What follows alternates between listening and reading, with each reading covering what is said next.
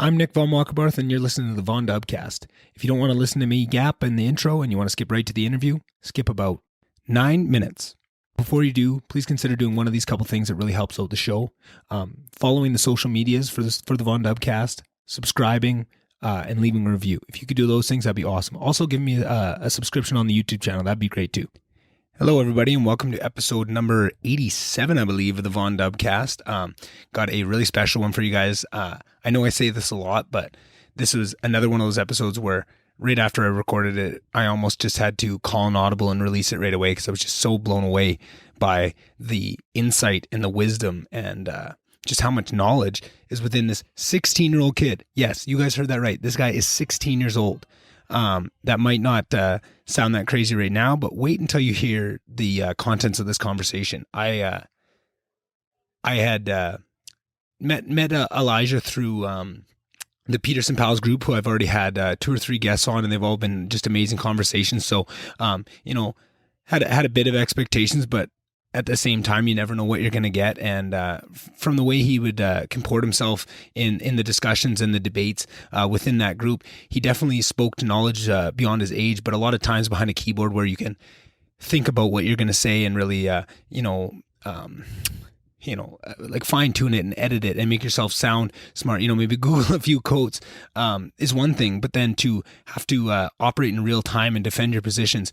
I never want to expect too much out of people, and I just go into it with low expectations, and then it allows me to be blown away like I was, because he had me on my heels. I'm sure you guys will hear it. I love being tested. I love having my ideas pushed to the max, and Elijah was doing that on everything, and he didn't pull any punches, and I loved it. It changed my mind on a lot of subjects. It made me think of things from different points of view, and just what blows me away is if he is this bright and brave at 16 years old, I just can't imagine when he's 20 or 25 or 30 or 50 for that matter, right? And I love the human spirit and what can be achieved out of people. And I feel like so much of life, you see the same people over and over, and you kind of interact with the same people, and you don't really get those sparks of I don't know.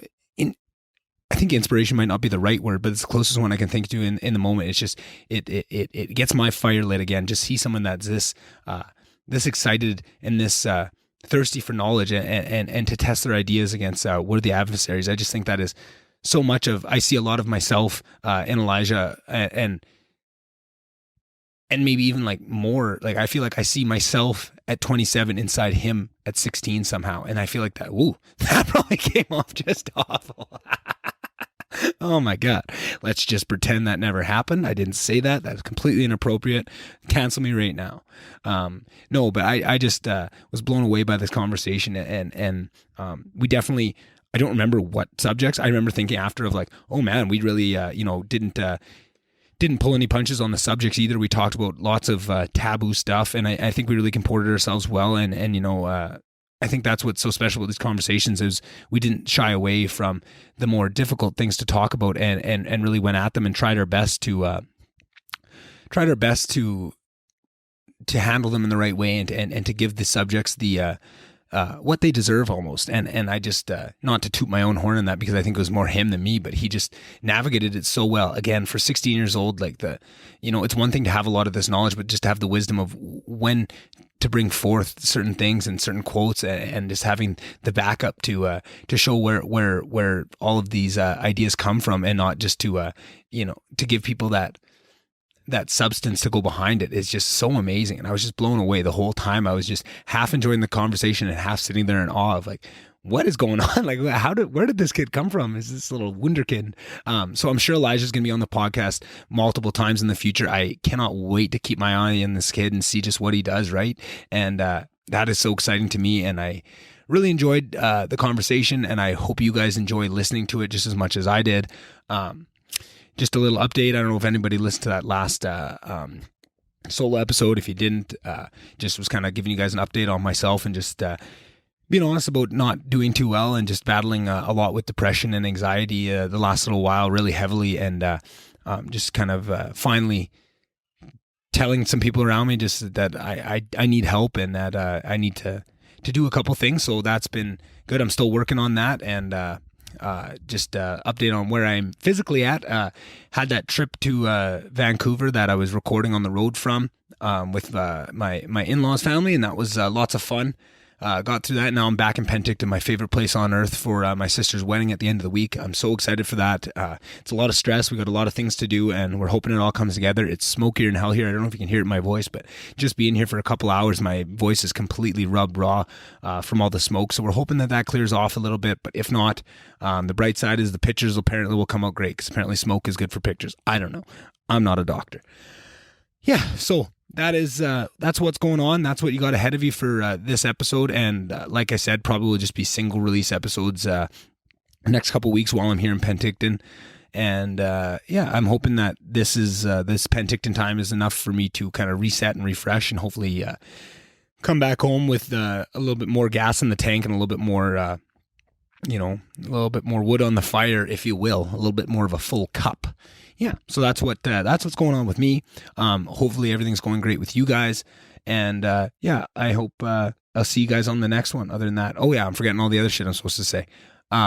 If you could do a couple things, you don't have to. I would never hold anybody to this, but if you do feel like being generous, it always helps to give the social medias a follow: Instagram, Twitter, the VonDubCast, the YouTube channel. We got we're almost caught up. I think we're caught up to level episode 80 now on the YouTube channel. So go check those out. Leave a comment. Subscribe. I just found out that if I log in, it actually tells me what all the comments are, and I can comment back to you guys, which I didn't notice. I just had never been signing in. I've been just letting my boy Cole, who's been helping me out with the YouTube channel lately, just do all the uploading, and I hadn't even signed in. But then when I got that strike, infringement strike from YouTube for my COVID episode, I kind of had to sign in and go to try and appeal it, which I never heard anything back from them. I'm sure this little guy is just kicked to the wayside. They don't care about me. That's YouTube for you. And unfortunately, that's what we all got to use. But hopefully one day there'll be a better alternative, and we won't be kind of under the boot of Google, because Google owns YouTube. I don't know if a lot of people keep that in their mind, but it seems like Google just is about to run the world here pretty soon. So hopefully some new alternatives come up. I don't know how I got onto this subject. Anywho, what I was trying to say is follow the Instagram channel and the YouTube channel. I don't know where I got off tangent there. And also, if you could share an episode, word of mouth is really how these spread. So if you hear one that you think a friend would like, please pass it on. And other than that, just enjoy the episode, and please reach out to me. I'm always looking for feedback, guest ideas, people that want to help with the podcast. I have some really big ideas for where I can take it. I just need a little bit of help, and you don't need any sort of skills, just somebody that's willing, and that's all I'm looking for. So if you know somebody that might be interested. And another piece, I haven't mentioned this in a couple podcasts, but I'm still really looking to help people get their podcast started. I've been giving tips and stuff, but I would really love to help people start to finish, get their podcast off the ground. In the future, that's something I want to do.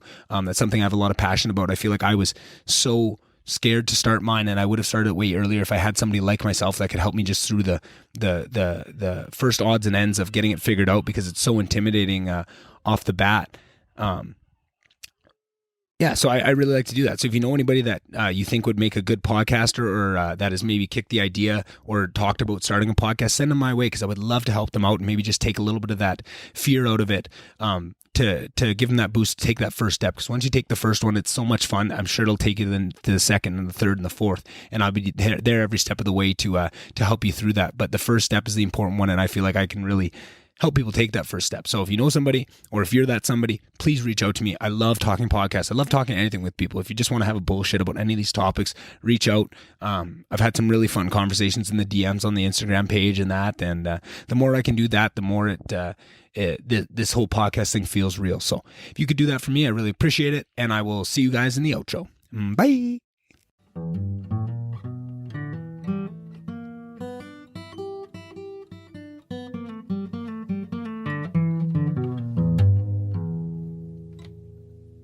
Beautiful, beautiful. All right. So as you guys have probably already heard in the description for this, or if you skipped right to the interview, we have another Peterson pal, Elijah. And Elijah, how old are you, just to start off? Because that was one of the most interesting things to me about having this conversation. It has to happen every time. I'm 16. You're 16. And I feel like I identify a lot with from what I've seen, I don't want to put words in your mouth before we even start the conversation, but from the Peterson Pals group, and you get to see the different insights, right? I've had a couple guests on from that group, and you get to see a little bit of how people's mind works in that textual form through that Facebook platform of kind of how they bring their ideas forth, and you get a little piece of it. And I was curious how much that would map out to a real discussion. So when I first had on Ethan, and then I've had conversations with Cole, and then having Alex on, and you get to see how much of a one-to-one facsimile it is for somebody's actual intelligence. And then to see the way that you post and the intelligence that you bring at such a young age, I was so excited to have this conversation with you. And I felt so much akin to growing up. I felt that way often growing up in a small town in Northern Alberta, in going through school. I think from about grade 7 on, I really had a real struggle with school and teachers, because I always had this in my own head that I was, maybe a little bit smarter than the teachers at times. And I really struggled with that. And I feel like I could never really commiserate with anybody about that thing and about that feeling of just having, a high level of intelligence and a high level of interest in maybe erudite subjects and philosophy and this type of thing. And I found that I found it very lonely. And I see that you have such a great reaction with that group and so much support, and people love hearing your ideas and bringing that forward. And I'm just curious what it's like to just live daily life. If you recognize some of those struggles that I brought up, and then how has that changed with this group and being able to bring your ideas forward like that? I mean, I would agree with some of the problems that you've mentioned before. I mean, it's a shame that this conversation, maybe for you, is coming about half a decade too late.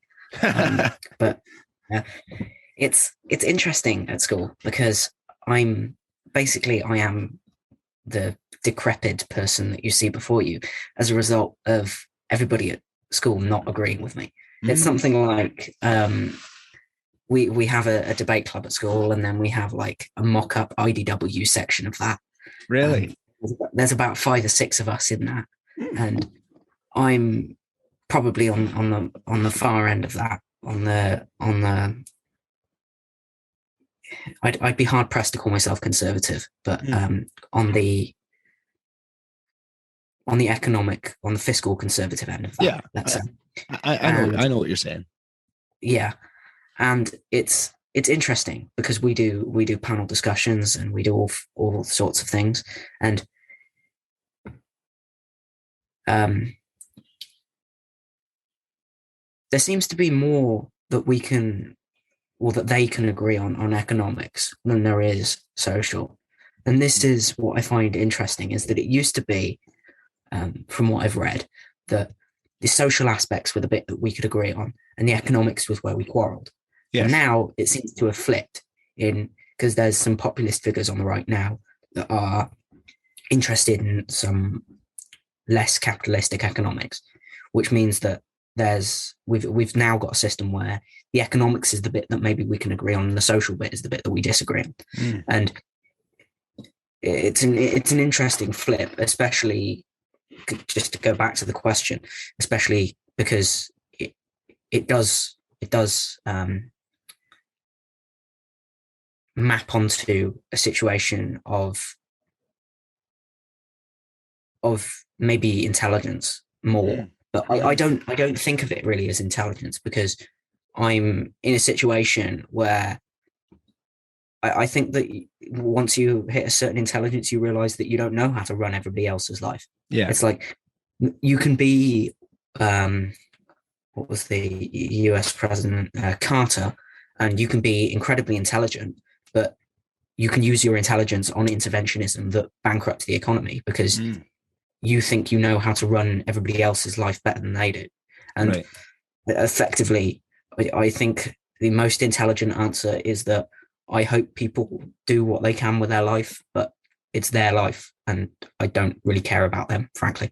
Right. And something I hear you talking about is how that, seeing, I really agree with what you're saying about, it used to be kind of the fiscal things that would separate us, but we really, at the end of the day, everybody kind of knew that deep down, most people are good. Most people we can agree on. Socially, there might be a few different things, but we could probably have a beer and sit down and have a good conversation and get somewhere and find the areas that we match up. And I think with the advent of the internet, that really got broadcast, and that could have brought everybody together. And I think they saw that, and it seems like it was almost like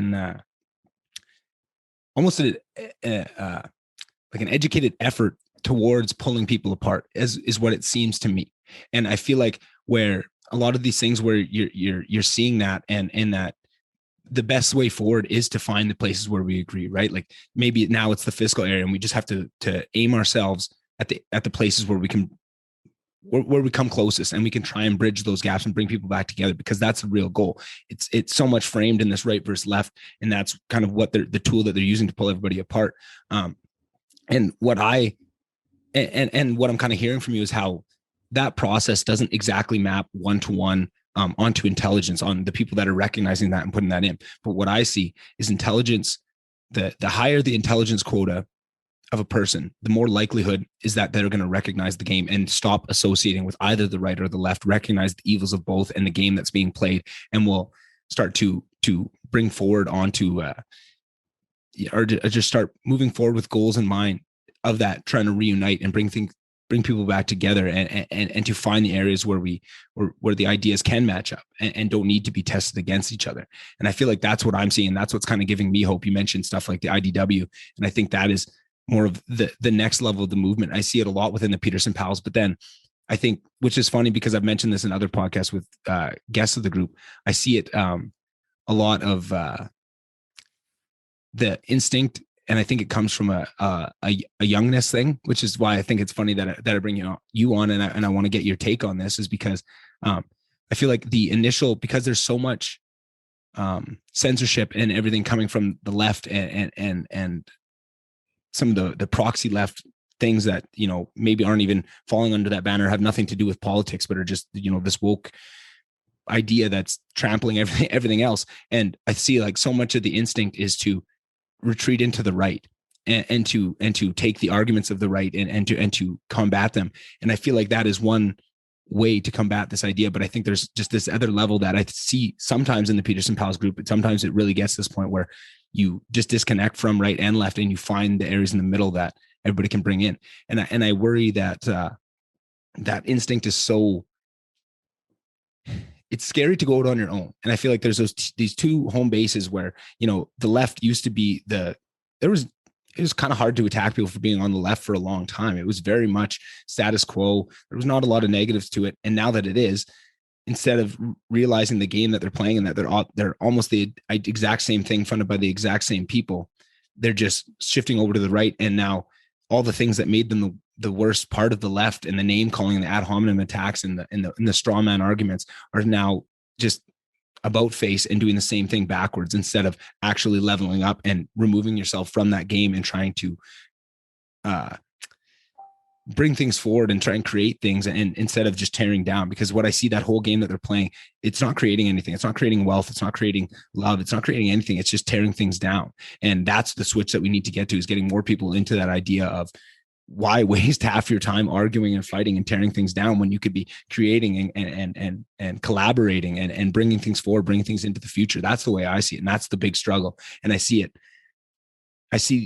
pieces of both sides of that within the Peterson Pals group. And I'm not in it all that much. I'm not on the top 10 list of contributors by any means, but I watch, and I try to take that in, and I'm always happy, and I'm trying to raise people up and raise up the ideas that support the one side versus the other. And I'm just curious if you see any of that, or if you think that maybe I'm wrong, and maybe the ideas of the right just need to be argued better and fall off of some of that stuff. And maybe they are the true best way forward. But for me, I just personally think that it's neither, in that it's something in the middle that nobody in the mainstream is really carrying that banner. And I think people are carrying that banner in the IDW network. I think the Weinstein brothers, and I think Jordan Peterson is one of the biggest ones, right? Like of bringing forward that kind of new age idea. And it's almost an identity of not having an identity with anything, right? Of just having your own, self-actualization kind of thing.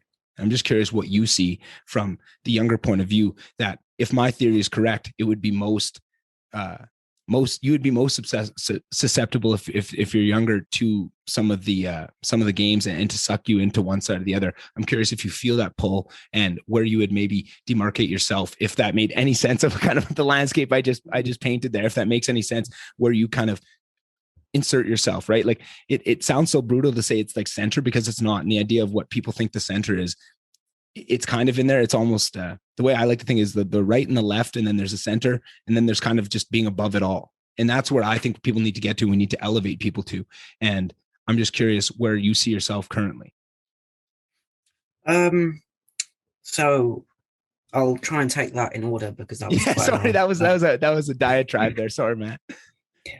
So the first thing was that I think that there was an idea, at least if people weren't good, that they were at least trying to be good. Right. And now something that I heard recently, I forget where I heard it, is the idea that it's people on the other side are so bad that even the attempt to help or convert them is bad. Right. Yes. And this is dangerous. Mm-hmm. From both sides as well. Yes. Mm-hmm. And now, yes, I think it is from both sides. Mm-hmm. That the idea and the idea that we should not be neither associating nor attempting to help people who we disagree with, and we should not be trying to convince them of our ideas. It's something like there is a generational shift that's moved us more. We somehow managed to have become both dupes and troglodytes at the same time. It may be that we fell off the A-frame roof of reason so far that we've fallen back into the cave that we were originally in as tribes. Yeah. Maybe something like that. And the second thing I was going to say was that I think that either you have a conservative tendency or a liberal tendency. And I certainly have a conservative tendency. And the way that I think of it is something like, oh, one sec, my grandma's just... No worries, no worries. About 7, please. Actually, no, about 8, please. All right. Do you want the bar? No, thank you. All right. You need to let me know what you want for tea, because there's only yesterday's left as well. I'll just have yesterday's as leftovers. So you don't want that chicken? No, thank you. Okay. So, yeah. And if you think we're cutting that out, hell no, that was the best part of the podcast. I loved it. Just kidding. If you want to cut it, we can. Anyways, go on. May as well cut it out. But what I was basically saying was that I think that you are either have liberal tendencies or conservative tendencies. Mm-hmm. And I definitely have conservative tendencies by nature. And it's something like, if I'm standing at one side of a tunnel and I'm standing with a torch and the torch is pointing down the tunnel, then it will illuminate much of the tunnel, but it won't illuminate that which is in the shadow of what it does light up. And the person, so I stand at one side of the tunnel, mm-hmm. and then somebody who's more liberally inclined will stand at the other side of the tunnel. And between us, we can see the entire tunnel. And this is why you need both. Yeah. And it's the golden middle that you're talking about is something like both in a way that allows you to see all. And I don't think you can do that as one person. This is why you need free speech, for example. Yeah. Is that you need to be able to combat the problems that arise of not being able to see what is in the shadow of that which your thoughts illuminate. Yeah. And sure. There was one other thought that I had about what you said that I've completely lost. Oh, yes. What I was going to say was, I think that when the hippie, this is my political prognostication, but I think that when the hippies were integrated into mainstream culture, we declawed their arguments in order so that they could be acceptable to those in moderate society. And as a in penance for declawing them, we gave them AK-47s. And I would like if we could take back their guns and maybe they could have their arguments back. Yeah. Wow. I'm curious to so where can you take just that last piece a little step further? Because I think I'm following, but I just want to make sure I understand it, because I've tons to say on what you said there. But like, are you talking like the hippie movement of the 60s and the crackdown on them and the threat that they were to society. And I mean, when you actually look, I mean, people are going to think this is putting your conspiracy hat on, but it's very well documented. I don't even think it is a conspiracy, but it's pretty proven. The CIA and the FBI did not have a real soft spot for the hippie movement, and they really put a lot of things into play, things that were, clandestine and the opposite of clandestine. I'm trying to think. I feel like there's a word that actually means the opposite of it, but like in all these ways, they were really pushing against it. And yeah, I'm curious. Are you saying that the extremist left is an extension of that? Is that is that the fallout of that? Is that what you're kind of getting to today? Is of with that suppression of it? Is that the natural order? Because I kind of see it differently if that's where you're going. Well, it's certainly not that I'm saying that there's a direct through line from the Beatles to WAP. Right. Okay. It's something like, I think when the hippie movement under the LBJ, and then I think you're asking the wrong guy. Well, I think they were playing a kind of inside-outside game with the LBJ administration, which was the case from the hippie movement was that we want to dismantle the country, and why do you want to be in government? Like, why would we want to be in government? We just want chaos. And the case from the LBJ administration is we also want to dismantle all of the institutions of our country. It's just the reason that we're doing it is, we're doing it through policy and through the government. And I mean, this was the case of somebody like, I forget his name. It was something like Ed Harvey. He was one of the Chicago Seven. And he became a 4-term California representative in the House of Representatives for the Democrat Party. And his case was, well, we want to dismantle the country's institutions, but we can't do it unless we're in government. And I think that's the evolution. And that goes along with the declawing of the argument, because the arguments aren't necessary if the goal is just to get into government. Because politics is for two things. It's for making your opponents look bad, and it's for making you look good. And we as a culture seem to have got very good at the first and very bad at the latter. This is actually, I think, what Trump was. He was somebody who was going to respond to the left making the right look bad and just be a mud monster. And every bit of mud they threw on him, it would just make him more strong. Which, when you understand that, it seems so clear, but then people get so wrapped up in the identity politics surrounding it that it's just ramping them up. But when you can see that, so obviously Trump's going to say a speech and he's going to really walk that line, because he knows that in the context of the full speech, it's not that bad, but he knows that how they're going to clip it and how they're going to sling the mud. And he uses that to his advantage. Then they sling the mud, and he's already told us, look, they're about to clip this like this and throw this mud at me. And then, look at bang, bang. I just get hit by mud. Look at them. They're throwing mud. Right. And then the other side doesn't see any of that. All they see is the clip, and they go, holy man, why are we just throwing mud? Why are we not throwing bullets? Right. Like that is their mindset. And you can see, and when you're above the game, you can see both sides. You get to see exactly what's happening with him and his supporters, and you get to see exactly what they're, floating in front of, like, just getting everybody riled up, throwing meat into the tiger cage on the other side. And it's madness to watch that over 4 years and to have sane people like Joe Rogan, like Jordan Peterson, like the Weinstein brothers saying, like,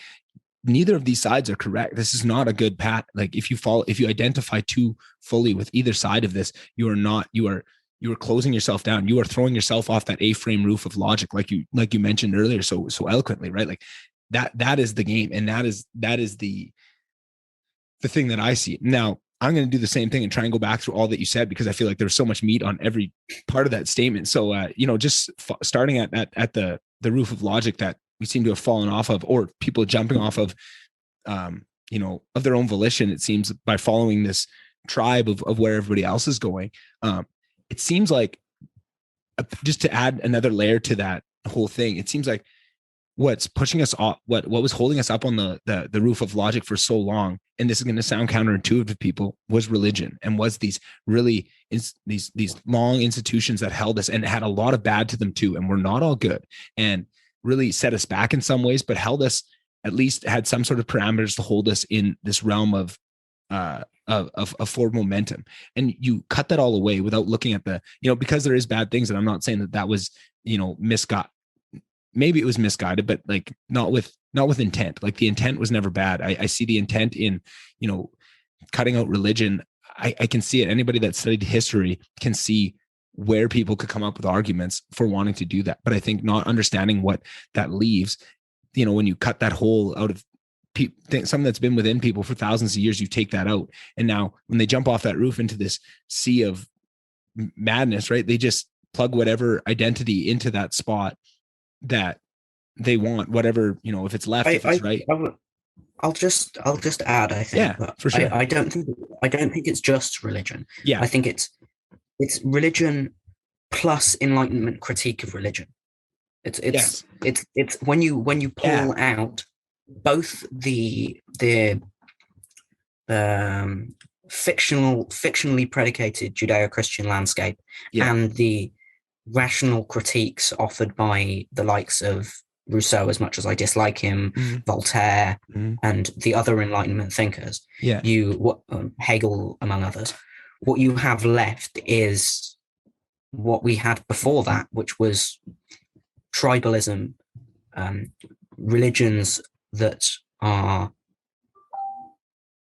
popping up out of nowhere, and the old in the words of Douglas Murray, the old heresies were bad, but wait till you get a whole lot of what the new heresies are like. Yes. Yeah. No, I love what you said there. And I'm really glad that you added that level to it, because I agree so wholeheartedly. I think, it's not the loss of just religion. It's the loss of religion and everything that was built off of the critique of religion, right? Not just the Enlightenment critiquers that you listed there. Think about the modern day, Jordan Peterson, Duncan Trussell, who's a comedian, who is an amazing, right? Pete Holmes, like all these people, Aubrey Marcus, Joe Rogan, right? These people that have Ian McGilchrist. Yeah. Like all these people, right? Like Sam Harris, right? Like there's so much that is built off of these ideas, and you don't have to agree with all of them, but there's nuggets of truth within all that. But you take away the framework of what religion was, right? Like I agree that I feel like that's what such a landmine about this discussion, and what prevents it from getting to this point of, I think, where we're really going with this is people have such an idea of what religion is. And I would say for about 80% of people, that is what religion is, right? It's the dogma. It's the actual stories treated as if they were real, of, resurrection and immaculate conception and all these things that we know scientifically probably didn't happen, right? Like I don't want to insult anybody unnecessarily, but that's not the pieces that you need to bring forward. It's the what are these stories trying to tell, and the next level of what do all these religions, not just take one and tie yourself to all the dogma that comes with it. It's what are the underlying structures that all these religions, what are the stories they're all trying to tell in their own different ways? And what is that, right? And that's where a lot of the critique comes out, right? And I feel like that's where Jordan Peterson really excels, of separating the wheat from the chaff and showing you, like, what are the things that we can't throw out? What are the deep-seated lessons that are guiding us that are important? And how can we mitigate all the bad things that come with those, and try and be honest and open about this conversation and get there, right? But I think you can't have that if you throw off religion, because if you treat religion as just this silly, stupid thing that nobody has, and I'm very guilty of this, talked a million times on the podcast, but I was this person for a good chunk of years. I was this super atheist. Like, I don't even want to, you study religion and you think you've learnings off it. Well, it's so useless. Like, I don't even want to listen to you. And then when I opened my mind back to people like Joe Rogan and Duncan Trussell and then going back to those Enlightenment thinkers and reading their works and reading Jordan Peterson, it really opens up your idea to this, what religion is to a much smaller population of the world, but a much truer sense of what it's supposed to be arguing and a much truer sense of what it's given us over those thousands of years. And then from there, you can understand what it is to throw it away, because you can't have one without the other, or we've yet to see one operate without the other, right? It'd be a great world if we could, get rid of all the dogma and just highlight those people that are trying to do the best with what it is, and really take the underlying, just be nice to your neighbor, treat people with compassion. Everything is one, like this is much more Eastern mysticism, but just treating everybody as if it's you in another life, and what you do to others is just directly impacting yourself. It's not a selfish endeavor. Everything is a selfish endeavor, and nothing's a selfish endeavor once you get to that side of it. And I feel like that is the real underlying core of what all these religions are built upon. And I feel like that is what we're kind of losing. And and then losing, and then to take this to the next part, not to keep going on my diatribe. I swear I'll let you get some words in here, Elijah. But where that takes me is, I loved what you said about the tunnel and the light and it's shining, and the shadows that it causes, and how you need both sides of that. And I feel like that is in a perfect world. Bump this. I hope that wasn't too loud. Sorry about that. In those two worlds where one shining from the other, what I see is that is working perfectly when you don't identify, when your whole identity doesn't become that flashlight or what side of the cave on, depending how you look at the visual of it. Because I feel like as soon as you make my entire identity is right, it's not just my tendencies, right? Like when you keep it as just a tendency, I'm more fiscally conservative. I have more liberal tendencies. That's fine. Now those lights are flashing across each other. As soon as you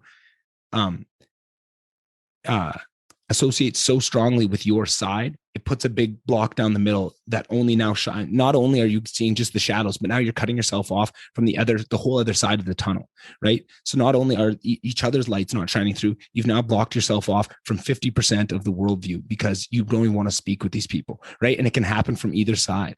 As soon as, because you're only doing it to yourself, right? If you put down that wall on your side and the other guy doesn't and allows your light to shine through, they're better off for it.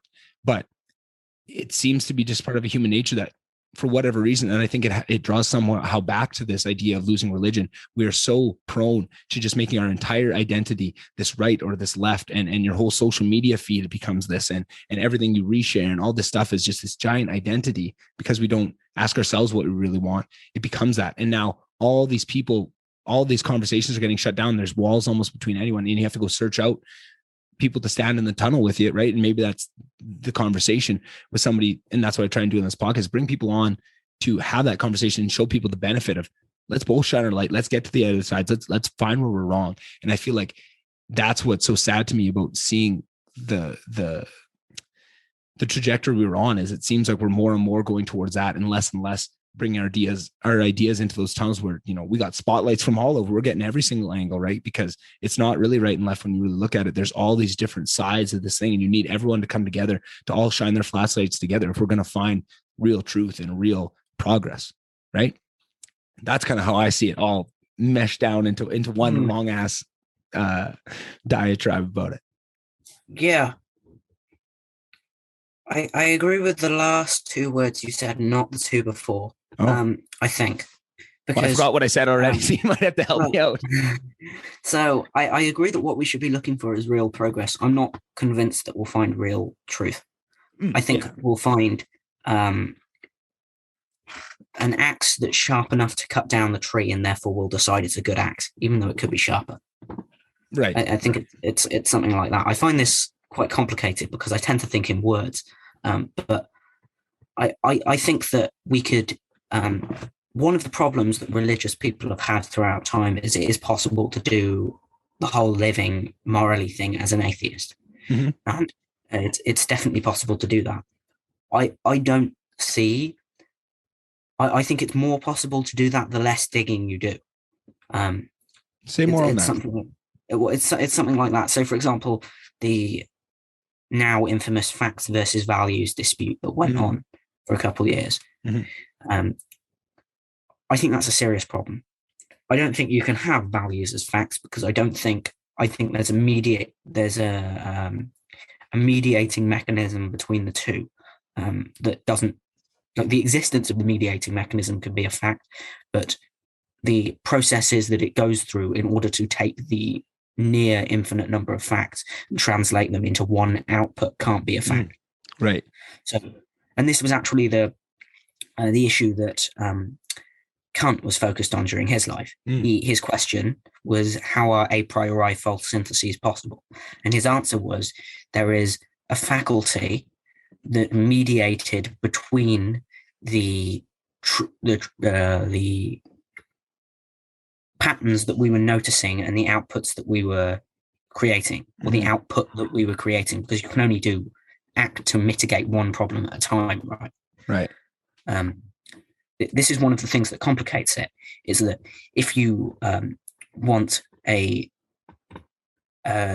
creature that maps facts to values one to one, you need a creature that only has one output, because it's like the classic example is sea sponges. The wave goes one way and they open their pores, and then the wave goes the other way and they close their pores, right? Right. And this is because the only thing that they only respond to one pattern. So their entire central nervous system is motor neurons. But as soon as the sensory neurons and motor neurons distinguish from each other, and there is a central nervous system in between the two, then you have an increased number of patterns and an increased number of calculations going on in the central nervous system to reduce those patterns down to one workable output. Yeah. And then we decide whether that's a workable output by seeing if it works in the world. So we have a limited number of we do the most limited possible number of calculations. And as a result, we get a picture that's somewhat blurry. Right. And we deem that picture to be high resolution enough if it works. Right. Just like we deem the axe in my previous example to be sharp enough that it cuts down the tree, but it still may not be as sharp as it could be. Right. So then I completely agree with you. And what I would change in that, the initial disagreement is, it's not to find truth, it's in pursuit of truth, knowing that you will never find truth. Exactly how you laid out so perfectly. And I really enjoy what you said about the facts versus the values, and values becoming facts, and how you need to actively be trying to prevent yourself from doing that because of the downstream effects of what you talk about, of the only framework that works in. Like, the world is never simple enough for values to be facts, right? And I feel like where I see it is, almost to bring it back to what I was saying earlier, is what almost a different world is simple enough. Then why do you need a brain? Exactly. And just but before I say this, just hearing everything you said, I don't know if you've ever heard of her before, but Lisa Feldman Barrett. She's a brain. I don't know. She's a psychologist. She has one of the best understandings of the brain ever, and the way she breaks it down is almost word for word.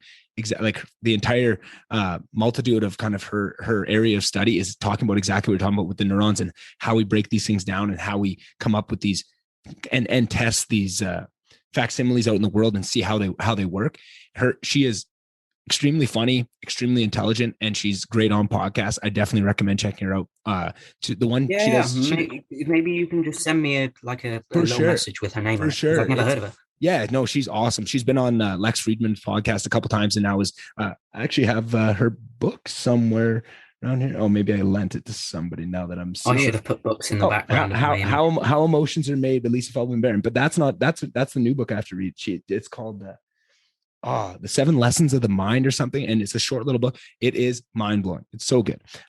But where I almost wanted to reattach the two ideas that we kind of laid out there is what I was talking. I feel like we almost said the same idea in two different ways of saying it, because when the way I see people, attaching so much of their identity to say a political party or something like this, or a movement, or progressivism or wokeness, what that is now, by making that your identity, you've now taken values and made them fact to you, right? Like, that is that same process that you just laid out. I see that as the same thing. Almost. Yeah, and you've lost the use of your brain in the process. Exactly. That's exactly what I'm saying. Is that you just so beautifully highlighted the downstream effects of, by choice or accidentally, because I don't think people are realizing this is what they're doing to themselves by making values facts in your own head and not keeping that, for good reason, keeping values and facts very separate in your own head. And it's hard to do. You have to actively be trying this, because it's very instinctual just to take this on. I think that's what religion was for a long time. It was just a very well thought out, tested over time way of exactly making values facts, right? And I think that's the core. It may have even been a way of convincing us that we couldn't. That there was something. It's plausible answer that we may have invented religion in order to convince ourselves, for the sake of our future lineage, that we could translate values into facts, but that we needed an intermediary. Exactly. And I think that's exactly what Jordan Peterson talks about when he talks about thinking about yourself and thinking about your future selves. I can't remember the word he uses for like spreading it out over your future selves. He says it in the books, and it's a very iteration. Yeah. Future iterations of yourself. Thank you very much.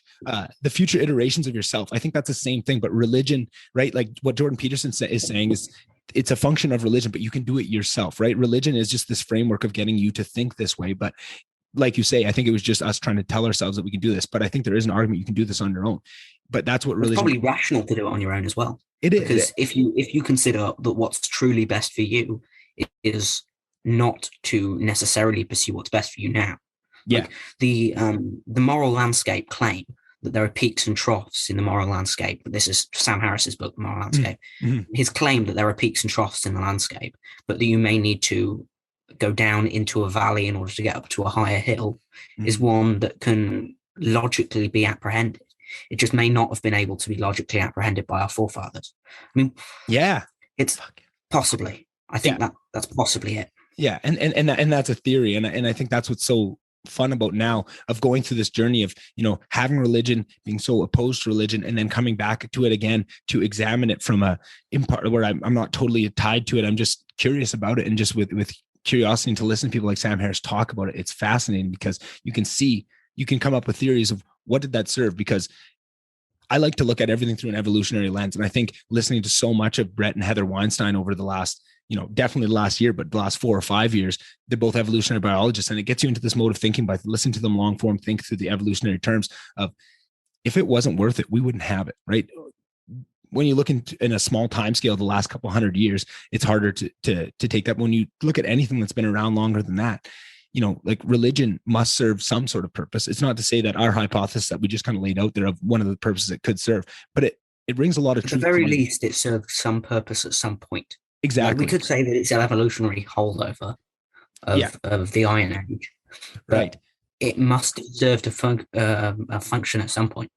Right. And my personal thoughts on the matter is I hold a lot of esteem for exactly what you laid out of the function that religion held. And I also believe in kind of the thing of Sam Harris's is you can move beyond that, and you can take the framework of what they were trying to do, but do it within yourself. You don't need a framework of any one religion. I think what I found is when you look at all religions together and the common threads between them, that is the things that you should bring on for yourself without any of the dogma and without any of the, you know, do it because if not, locusts are going to come. No, do it because it's a good thing to do and it's the right thing to do. And that's what you believe. Right. And what lines up with you. And I think that is what naturally is doing it for each individual, is iterating it over time of looking at your future self. Yeah. It might be lots of fun to go out and, you know, cheat on your spouse and you know, do all the drugs and party like crazy and do all these things. But maybe that's not going to, maybe that'd be a lot of fun for a small amount of time. And then there'd be a lot of suffering that would come from that. And if you really want to think about yourself on a long-term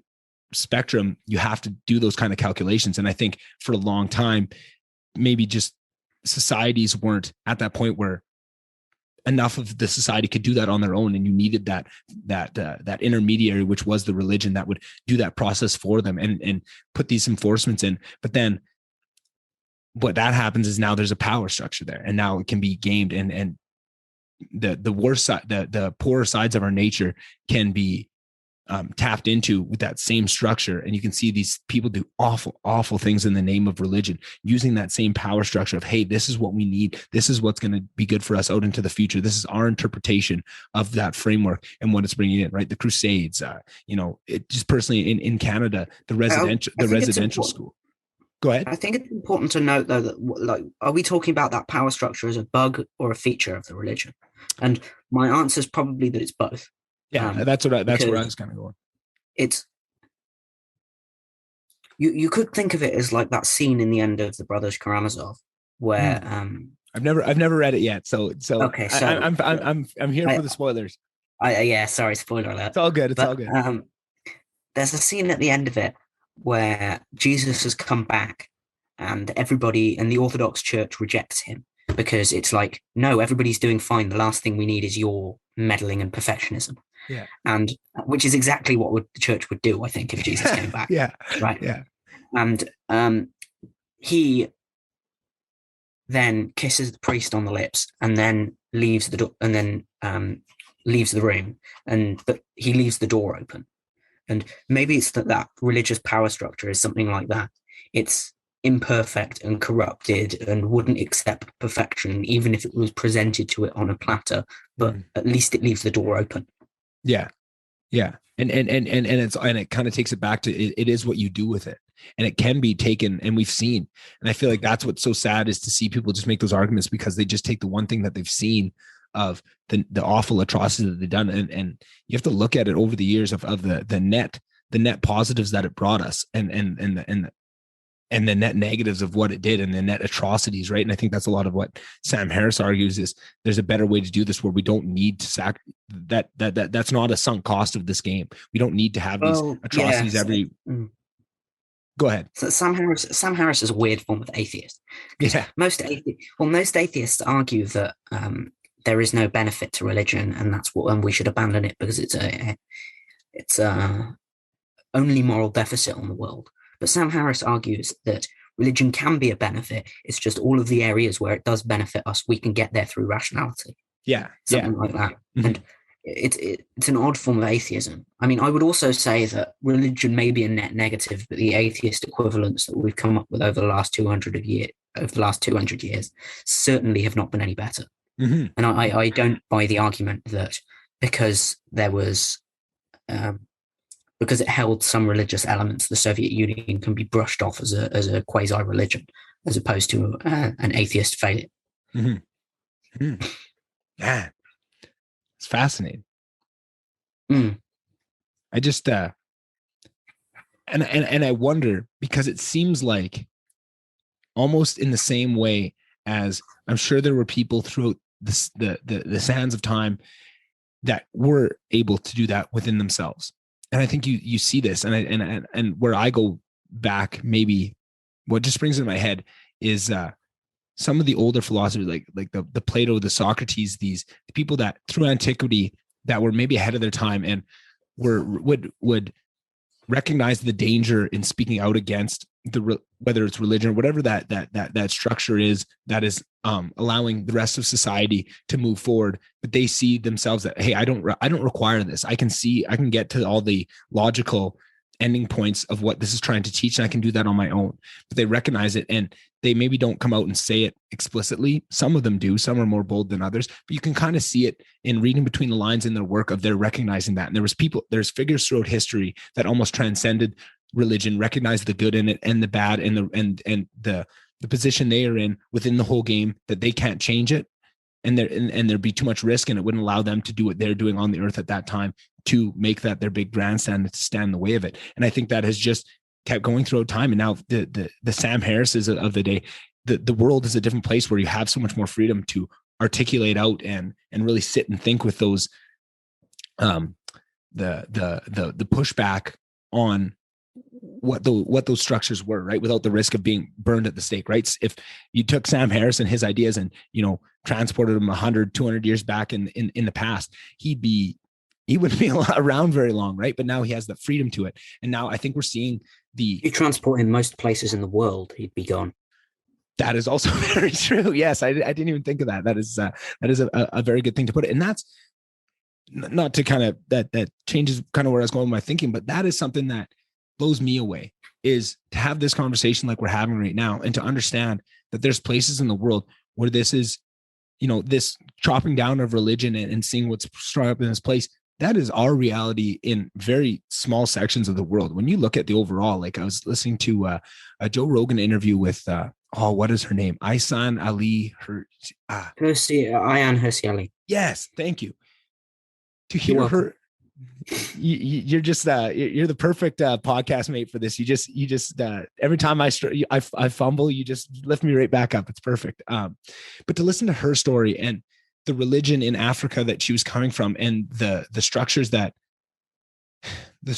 religion had built, and the things that had got them to that point in that section of the world, and that they were not ready to let go of yet, even though from our point of view, it's easy to point out some of the unnecessary suffering that system is creating, and to know like my argument to say of my argument for religion and in defense of religion falls apart a little bit when you see that, yes, we're speaking from I hate to say this because I feel like this has been so co-opted, but almost a point of privilege to even be able to talk about it with the freedom of being able to buck the system and to see the different sides of it. Because when you listen to her story, the consequences for her saying some of the similar things that we are, and having certain questions for certain areas, and fighting for her own freedom like she did, you recognize that is not the reality for a good chunk of the world. And there's so many people still under the oppressive boot of religion in these senses, and not just, and I don't even want to put it on religion, under the boot of the people that are using religion and giving into the darker sides of the natural human tendencies of the power that is there to take. And it's tough, because now how do you hold that? How do you reconcile that in your head of trying to stand up for this thing when you realize that we're the only reason we can do that is because we've evolved to this certain point where we have the freedom to, right? Like, I don't know. Do you ever think about that stuff? Because I feel like after that podcast, I was sitting there for hours just thinking about, like, man, I need to rethink some of this shit. This is by no means a defense of the Somalian government. I want to make this clear in advance. Fair enough. Yeah. I would be concerned in removing I wouldn't be concerned with removing the brutality and the corruption, but I would be concerned in removing the religion. Yeah. That you don't remove the religion and it just gets transmuted to another sphere. Right. And for sure. This is actually what many prominent atheists like Sam Harris would suggest. He just thinks it should be transmuted to rationality. Right. And I'm worried that the desire for deity is just made earthly rather than supernatural. If for want of a better answer to the question, I'll quote C.S. Lewis and say that if you aim for heaven, earth will be thrown in, but if you aim for earth, you'll get neither. Right. And you think that's the danger in Sam Harris of just thinking we can take it on. And I think I agree with you, but maybe in a different way. I just feel like when you we know the darker sides. There's almost an ideal of what religion should be, right? And that's kind of what you're aiming for, and that's that aim for heaven, right? And it doesn't have to be strictly through religion. You can get this, like we said, there's examples of people that can kind of find this on their own, but also it doesn't have to be perfect. I just want to say that. Yeah, it doesn't have to be perfect. We're very imperfect components, so you're not going to make a perfect system.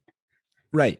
But I feel like there's just a certain ideal that you can aim for within religion. And then we see countless examples of the natural human tendencies going in, taking that, hijacking that power that's within that is aiming at that, and supplanting that with their own selfish goals. Right. And what I think now is, if you take that out of the picture and now you try and supplant logic and just thinking things through to their ends, you now take that ideal away of what religion is, and you try and bring it in within yourself of just the framework. And there's good and there's bad, and that definitely within people is that is that same propensity and that same idealism that's within religion. I do think that is within people, but it's so hard to get to. And I think just betting on people to do it, it's so easy and it's so tempting to give in to the worst sides of your nature. And I think that one of the problems that you run into, I think this may be the biggest problem. I found myself making this case a lot recently, but I think one of the problems that you run into when you get rid of religion is consider that there are two types of cells. You have soma type cells and you have germline cells. And germline cells are created during mitosis, cell division, which means that they're permanent and they outlive you. And soma type cells are created during meiosis, which means, other way around. Germline are meiosis, which means that they outlive you, and somatype are mitosis, which means that they die with you. And one of the problems with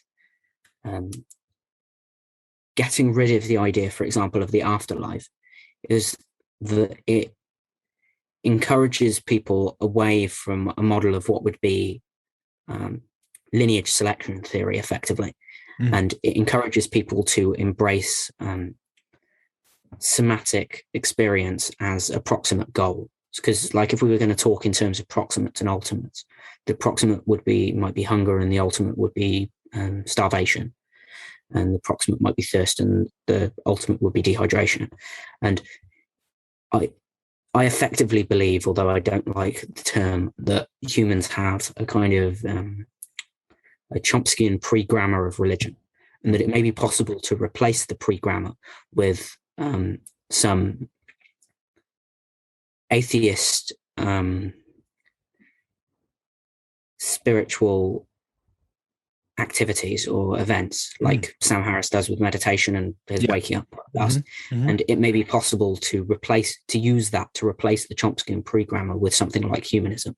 But the evidence for that isn't very good over the last 200 years. And I think in Sam, I'm sure Sam Harris's defenses, we haven't had in my way of solving this problem and what I want to approximate the spiritual aspect of bringing people together, right, through meditation and through his app, right? Like he said, well, I haven't had 200 years to try this method, right? And that's where that's kind of where I was going with when you're looking at the Somali government, right? And maybe in Sam Harris's head, he just said, well, if we could wave a magic wand and get rid of religion altogether and just supplant it with logic, I think the fallout would be ridiculous, right? Like I feel like we don't even recognize. I feel like the ignorance of thinking that what would happen from that is, and it could be good too. I think, but just the extremes of what that could.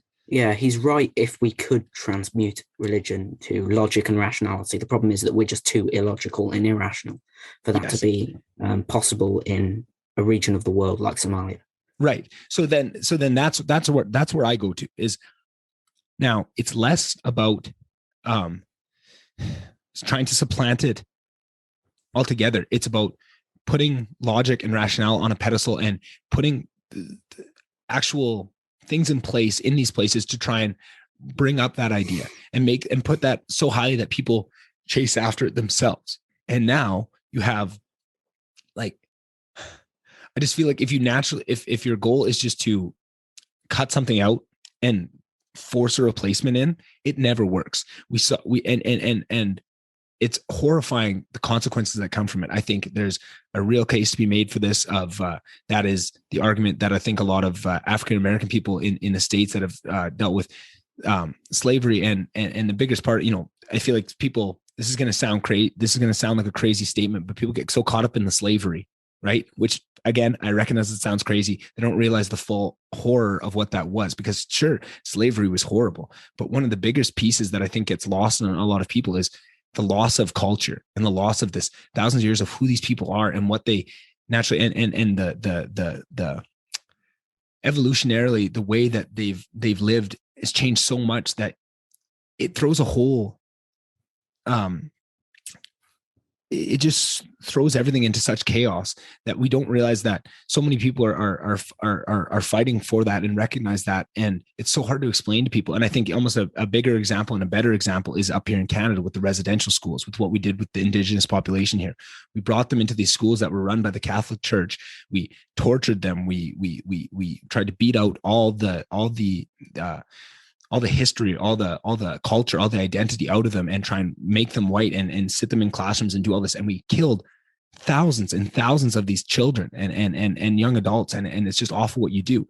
And we've recognized that. And the Canadian government has done apologies and all this, right? But what we don't recognize is the long-term lasting effects of ripping a culture away from people. And that's what that's why I just, when we have clear examples like that of now, clearly trying to supplant and switch things out doesn't work on people. And the faster you try and do that, the more forced you try and make that, the more suffering you're going to create.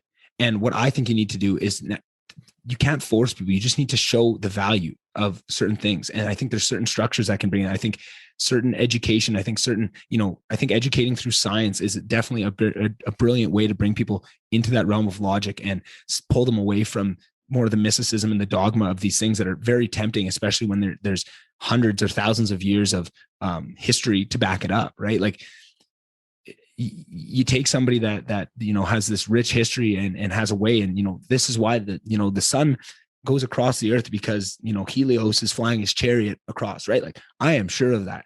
You may have some a telescope and you could show me the sun and show me this thing. It's still a big thing because like you're a very slow chariot. Yeah, exactly. But just what I'm trying to get to is we need to understand the cultural hold and the depth of the roots of some of these things, of how deeply it goes into people. And if you want to be trying to change some of the things, you need to recognize that first, and recognize what folly it is to think that you can just supplant them and put something else in there, right? Like it's a long-term goal. And I think, where somebody like Sam Harris might come correct is just, and I think he's doing it, right? If he wants his way of ideas to win out in the long scheme, he just needs to stop forcing it and just keep living it and showing by example what a life you can live by, complying with kind of his personalized religion. And, it's kind of silly to call Sam Harris's ideas a religion, but like, it is in a sense of kind of where he's going of bringing that in. I think the only way to do that. Certainly something that, sorry. Go ahead. I think that's certainly something that he's got over Richard Dawkins, is that he has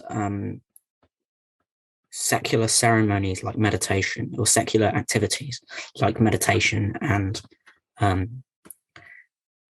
mental enlightenment and rationality that he can advertise as things that people should pursue, and he can attempt in that sense to replace the Chomsky and pre-grammar that I mentioned earlier. I'm not familiar with the situation in Canada in regards to the residential schools, right? So I'm going to have to dip on that example. Yeah, for sure. I think that in regards to African-American slavery, I think that we've been sold a myth of history in regards to how we've been taught about slavery. How so? I don't think slavery is in essence a racial issue. And I don't think it has been a racial issue historically. I agree with that. Yeah. It does a disservice to all of the people who were neither black nor white, who were both slave owners and slaves themselves. I mean, India and China were incredible hotbeds of slavery everyone in the world was. Well, Saudi, pre the West being involved in slavery. Saudi only outlawed slavery, I believe, in 1961. It's happening right. It's happening right now. You can go online. You can watch slave auctions right now happening in the world, in Syria, in Yemen, in these places. Like, it's not gone. It's not gone. Even if you look at the word slave, it descends from the word Slav, which is a European peoples, an Eastern European peoples. So, and I would also say that in regards to a lot of the cultural problems that exist in African American communities, the communities were doing better in terms of most of these cultural aspects in the early 1900s. And that in some sense, and even up to the 1940s and 50s. And that in some sense means that the problems that we're looking for have to be sought in our own generation. Not my generation, but maybe yours. I don't know how old you are. 27. 27, so not quite yours.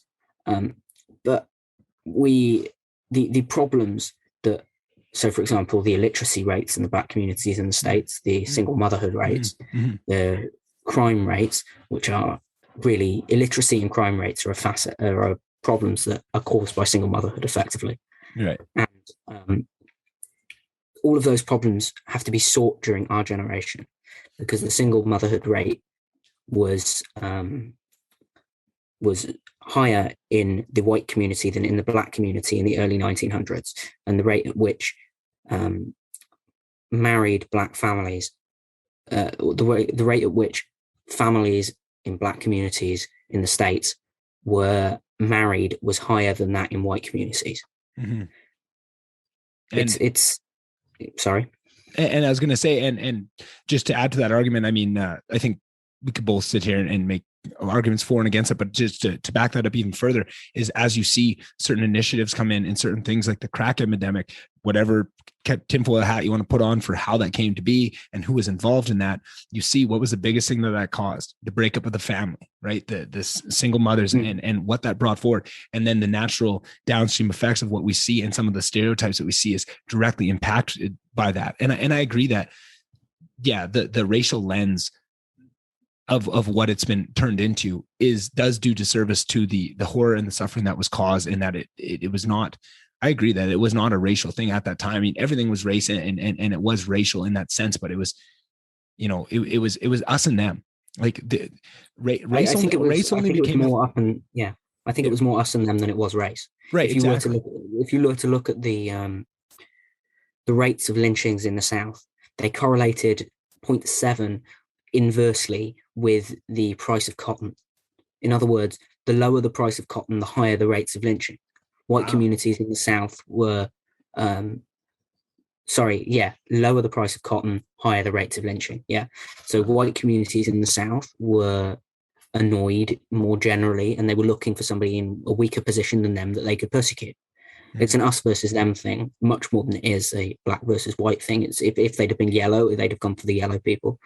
And that sounded a lot worse than I meant it. I know what you're saying, and maybe I can add to that, because that's where the us versus them thing is. I think race is only a thing. It's hard to understand this, and I think it's hard for people today to wrap their head around this. But race is only an idea that really came to be, like, what we understand race to be today was not a thing 500 years ago, right? It was us and them, because you didn't even have access, for you to come across somebody the different color of you, you had to be pretty far fucking away from your home, right? Like, you had to be getting on a boat somewhere, or, travel 19 months. Like, it was this very different thing. And to even understand race, like, they weren't even thinking of it in the same terms of what we understand race to be, right? And that changed over the years, right? Like, maybe 600 years ago, that's more what it was. As the world became more interconnected, the more times you see it. And also, another piece of that is life was a lot harder back then. You didn't have the luxury of sitting and talking about things like race and really classifying all these things, because you're just trying to survive, and it's war, and it's against these people, right? I think race probably became a thing about when the Atlantic slave trade started. That would be my guess about when our current idea of race became a thing. That is exactly where I was going with it. But at the time of them bringing over, right, it wasn't something that they didn't go to Africa for slaves because it had something against black people. It was just the realities of where they could. And it was almost economical at that time. And then as they used that off the back, understandably, and I recognize the horror of this, but off the back of that, of creating the wealth of what that created, allowed for the comfortability of the creation of the idea of race.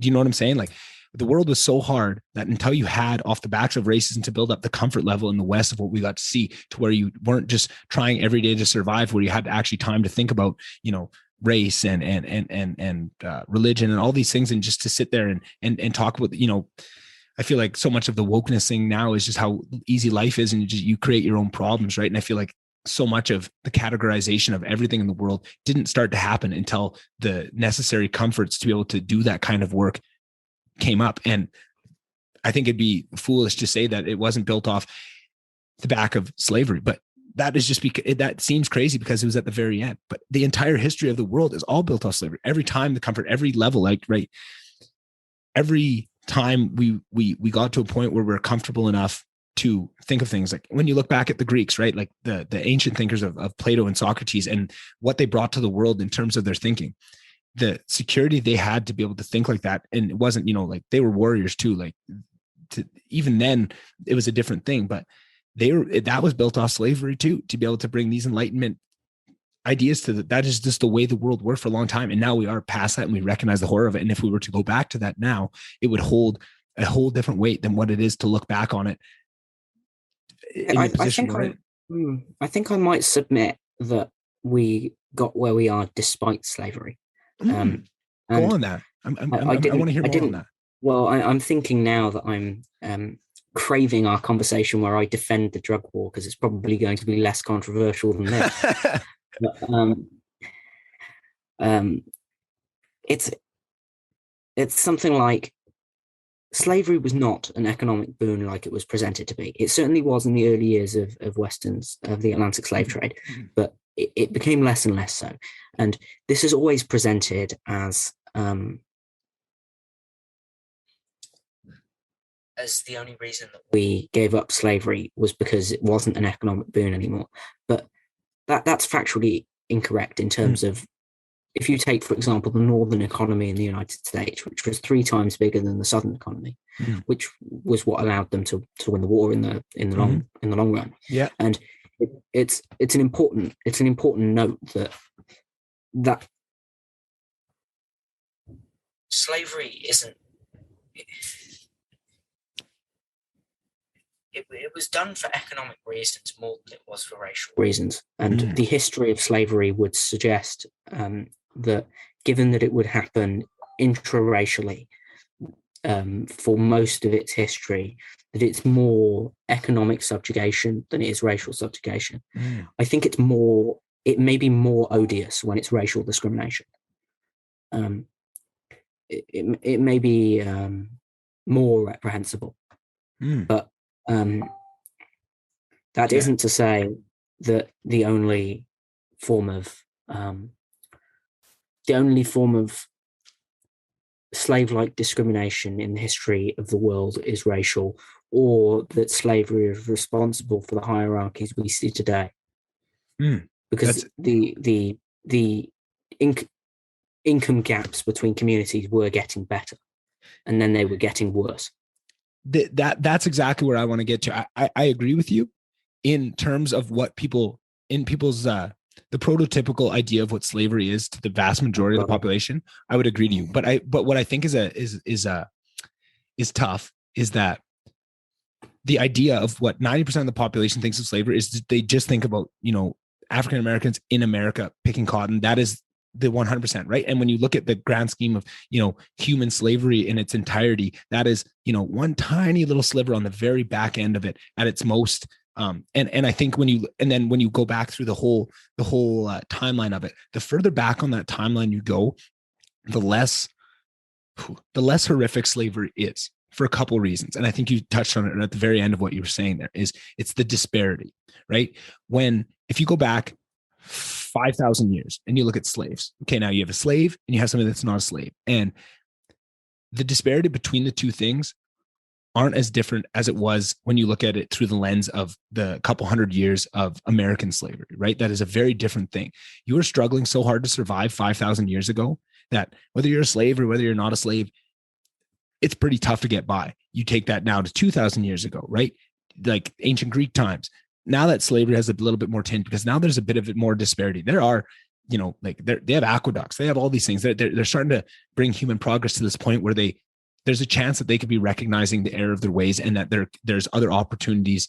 They've shown that through natural human intelligence can take the place of just the natural subjugation for progress, right? That you can kind of either make progress off the back of subjugating people or off the natural ingenuity of people. And they were doing both very clearly.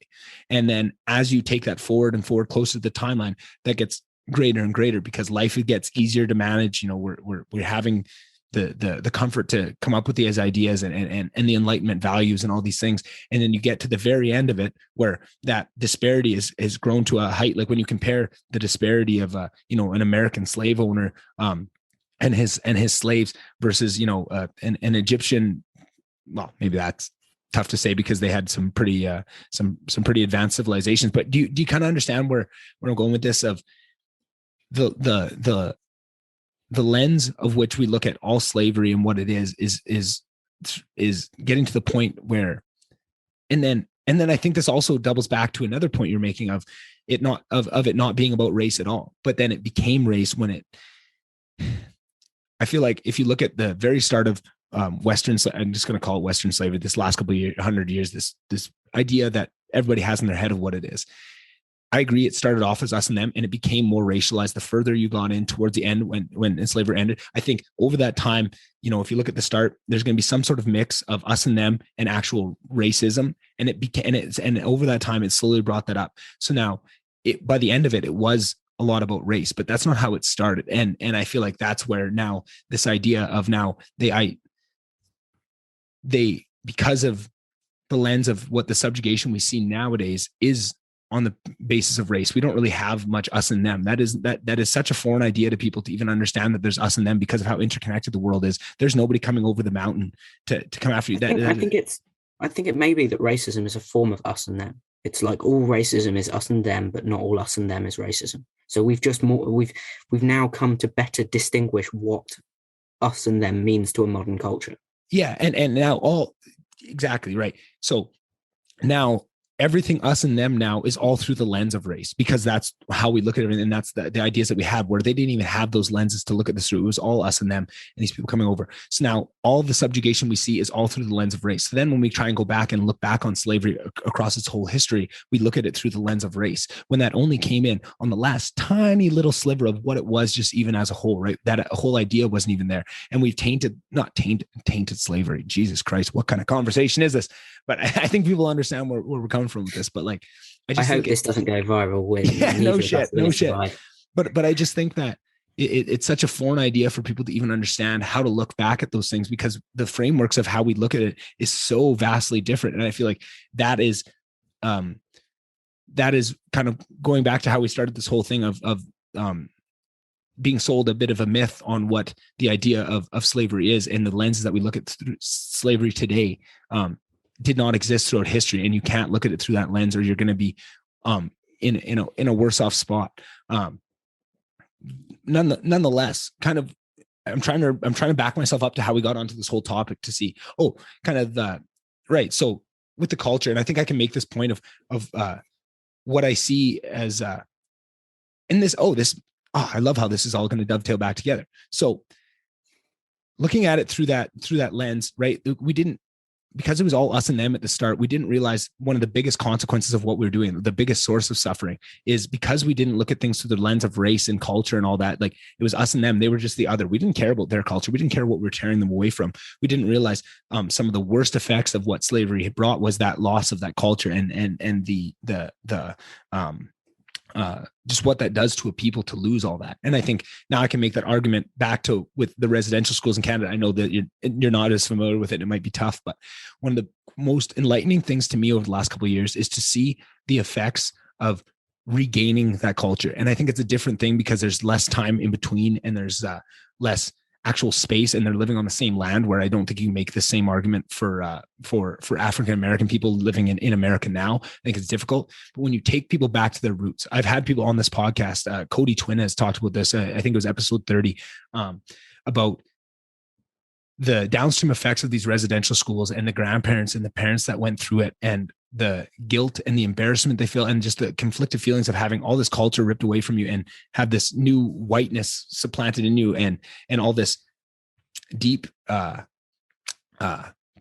almost, it's almost like a self-hatred for, it's something like the oikophobia that Roger Scruton talked about in England and the Need for Nations. Yeah. Oikos coming from the Greek word for house, home, or household. It's like you hate your own cultural heritage. Yeah, exactly. And just how damaging that is. But then what I found, so it gives me so much hope. I honestly get goosebumps just thinking about it, is now when you take something like that and you reunite them with their culture and with these things that they had, right? Like Cody talked about going to these sweat lodges and going through these processes and these ancient ideas, and just how many dominoes fall after that, and how it's so hard for me to explain to people, but you can see the effect that it had to reunite with that, and how all these stereotypes that you see of what people would maybe point to if they wanted to be racist against Native American people in Canada, right? I grew up in a very small town with a very large reserve, and I was very much in the middle of all this, and all the things that I got to grow up with, all the stereotypes, all the negativity, all the very clear racism that was right in front of me. So much of that is so tied to what happened and the loss of that, and what they're filling these holes with the pieces of white culture, right? The alcohol, these things, of what they're putting into there in place of the traditional things that they had. And when you reverse that and take away the bad habits and the things that the whiteness culture, and replug in, getting in touch with nature and these types of things, and the effect that it has, and the saddest part of it is the lack of human capital, right? I feel like what happened with that, of taking this away and taking people out of their natural way of doing things, there's this amazing wealth of knowledge that they have. And it's a very different type of knowledge, and it comes from a very different place, but it's right. Like we said, over what religion was, it wouldn't be here over 1,000 years if it didn't have some sort of use, right? And there's so much knowledge that these people have, but they were just torn away from it. And now they're reconnecting with it. And you see what amazing capability they can have, and the amazing ideas they can come up with, and the amazing philosophy almost like that they can come up with this. And that is, to me, the biggest horror of what the residential schools did to them. And then that got me thinking of, man, that's happened. The same exact thing happened with these people that were torn away from Africa, and they lost all that, and they're even further away. How do you bring them back in touch with that? Because I'm sure there are things that if you could bring them back, I think just evolutionarily, there are things that you could get in touch with in a culture that would bring you and reignite that pride and replace that. You came up with the perfect term for that kind of that self-embarrassment or self-hatred of your own culture thing. If you can supplant that with real, true connection, I just think that would unlock this level of human capital that is just so sadly being muffled right now in the world. And I feel like there's so many examples of that. And I think just as a society, if we recognize the implications of culture, and I think we're going the wrong way by focusing everything through race and that all, and putting people above, of just being open to allowing people to have their own thing, and to I don't know. I just think that in the last couple of years, I've just come to a much better understanding of some of the harms that it is. And that's what makes it so sad to see how poorly the people defending and arguing for social justice are, because there is real things like that do need to be corrected, and stories that need to be told.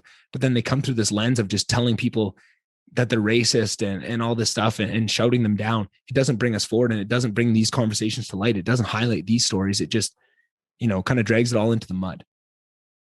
I don't know. So I think I can say one thing that answers both of the different segments in there, because there was something about disparity, and then for sure, yeah. Sorry, I forgot how long. I didn't realize how long I talked about, because that was like 20 minutes. I think the disparity point is there's many points to be made about disparity, but one of which could be that the one that you mentioned, that slavery is made more repugnant by there being more of a disparity between the slaves and the slave owners, something like that. Mm-hmm. But then you could also say that the amount of current disparity that's caused by a given slavery relates to how much we should concern ourselves with it societally. And the fact that the disparity involves with, for example, African Americans seems to have opened up within the last 100 years suggests that maybe we should be less concerned about slavery than we are, given that the disparity isn't, current disparities, whilst they exist, don't look to be as a result of that slavery. This is the actual argument against slavery reparations, right? Is that not that people who never owned slaves shouldn't be paying money to people who were never slaves, although that is one of the arguments provided. I think it's that the disparities that exist today, given that they have opened up in our generation, or that have opened up in the few generations before us, namely mostly the 60s, they aren't the responsibility of the slavery from which you seek penance. I agree with that, but I think here's where I slightly differ, because just like we talked about how what the slavery started as, and then throughout its history to its end, how that kind of the racial component got added into that, and there was some real racial overtones at the end of it. And then when slavery ends, right, like you talk about, those things are still existing and they are still bad, right? Like that's where I think like slavery and racism almost need to be separated out, like you say, because slavery has so much more to it, so much more baggage, that when you try and tie that all to racism, that is just silly. But once slavery ends, now there's nothing on the back of now it's pure racism. And when you look at certain things, I feel like there's almost I agree with your argument on reparations for slavery, but it's almost they need if there's any argument, not saying that there is argument for I think reparations are quite harmful. And I think just the idea of them, there's implicit racism in that, of just the idea of what you think people are capable and what they need and how they get there and what things those serve.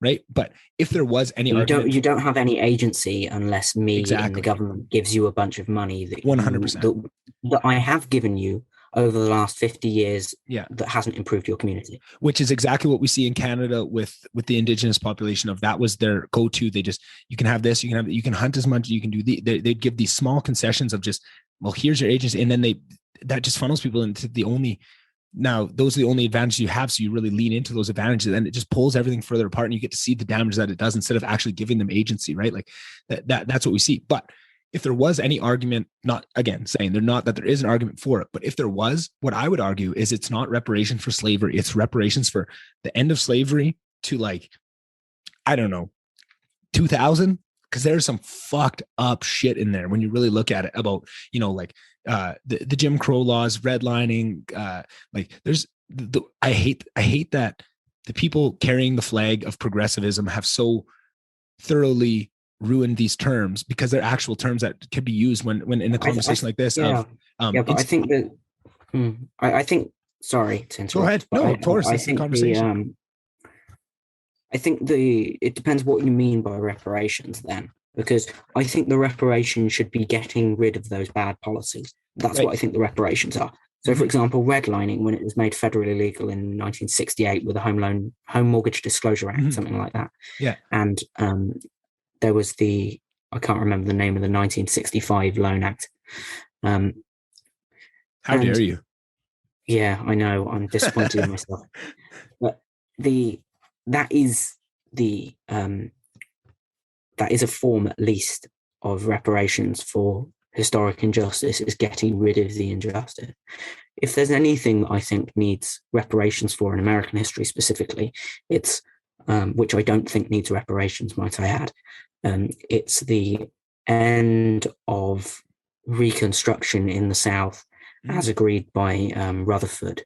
In order so that Rutherford could be president, he agreed, or Rutherford B. Hayes could be president, he agreed to end construction in the South. And it's that I think was one of it that secured the Jim Crow laws for the next 100 years. And it was one of the worst disservices done to African Americans, particularly by a Republican Party which was set up under the banner of anti-slavery. Mm-hmm. Yeah, no, I think we're getting to we're now getting to the same point of, we both agree that there's some really unfortunate things, and you're right. The first thing we need to do is get rid of those laws, right? Because there's an amazing guy. He's a cop from Baltimore that was on Joe Rogan a couple times, and he talks about the effects of these laws and these zoning things that perpetuate these, just perpetuate the same things over time, and that these laws, they were mainly enacted back then, but we're still seeing the repercussions today, and you need to change those laws to be able to bring that forward. But I also think that just acknowledgement is a huge piece of this too, of just acknowledging, again, this is where I get tough with the language, because this is the best way to describe it, but it's been so co-opted that people are probably just going to shut off when they heard it, but institutional racism, right? And people have taken that institutional racism paintbrush and just painted every fucking thing, so now it loses all meaning. But there are real areas where maybe it could be, that problem could be abated if the term was defined. That's one of the problems that we have at the moment is it's like a Mott and Bailey argument, where people make the case for the more egregious. It manages to be both a Mott and Bailey, where people make the case for the more extreme and then fall back on the less extreme. Yeah, exactly. Defund the police. Yeah, and at the same time, it manages to fall into the no true Scotsman trap, which is that it manages to be nothing is true systemic racism. Even if I bring it up as an example of systemic racism and you combat it, that's just because it's not true systemic racism. And it's the circular logic of what's generally provided as the argument, which is systemic racism exists, and it's you can see it in cases like George Floyd, and the reason that George Floyd is based on racism is because America is systemically racist. Right. So maybe if we define the term, that might abate the problem slightly. For sure. Yeah. And come up with better language. And I feel like the reason it remains undefined is because of the lack of conversations like this, where people that are proponents of it actually want to stand behind their ideas and have them tested and to find where the barriers of that lies. That's exactly what comes up to this, is that's the reason they paint the brush wherever they want, is because there's no accountability systems for them to back up these ideas, and they're so circular. I also think it serves their interest. I also think it serves their interest to not define terms. 100%. There's a famous quote from C.S. Lewis from the Screwtape Letters, where Screwtape says to another demon in the book, and he says, "Well, describe all of the things that you're doing." By the way, you see, this is prophetic, but describe everything that you're doing as democracy, he said. But don't define democracy. It's not, you don't want it to be a political system or way of voting. You want it to be a nebulous construct that you can rely on in order to push your social and political agenda.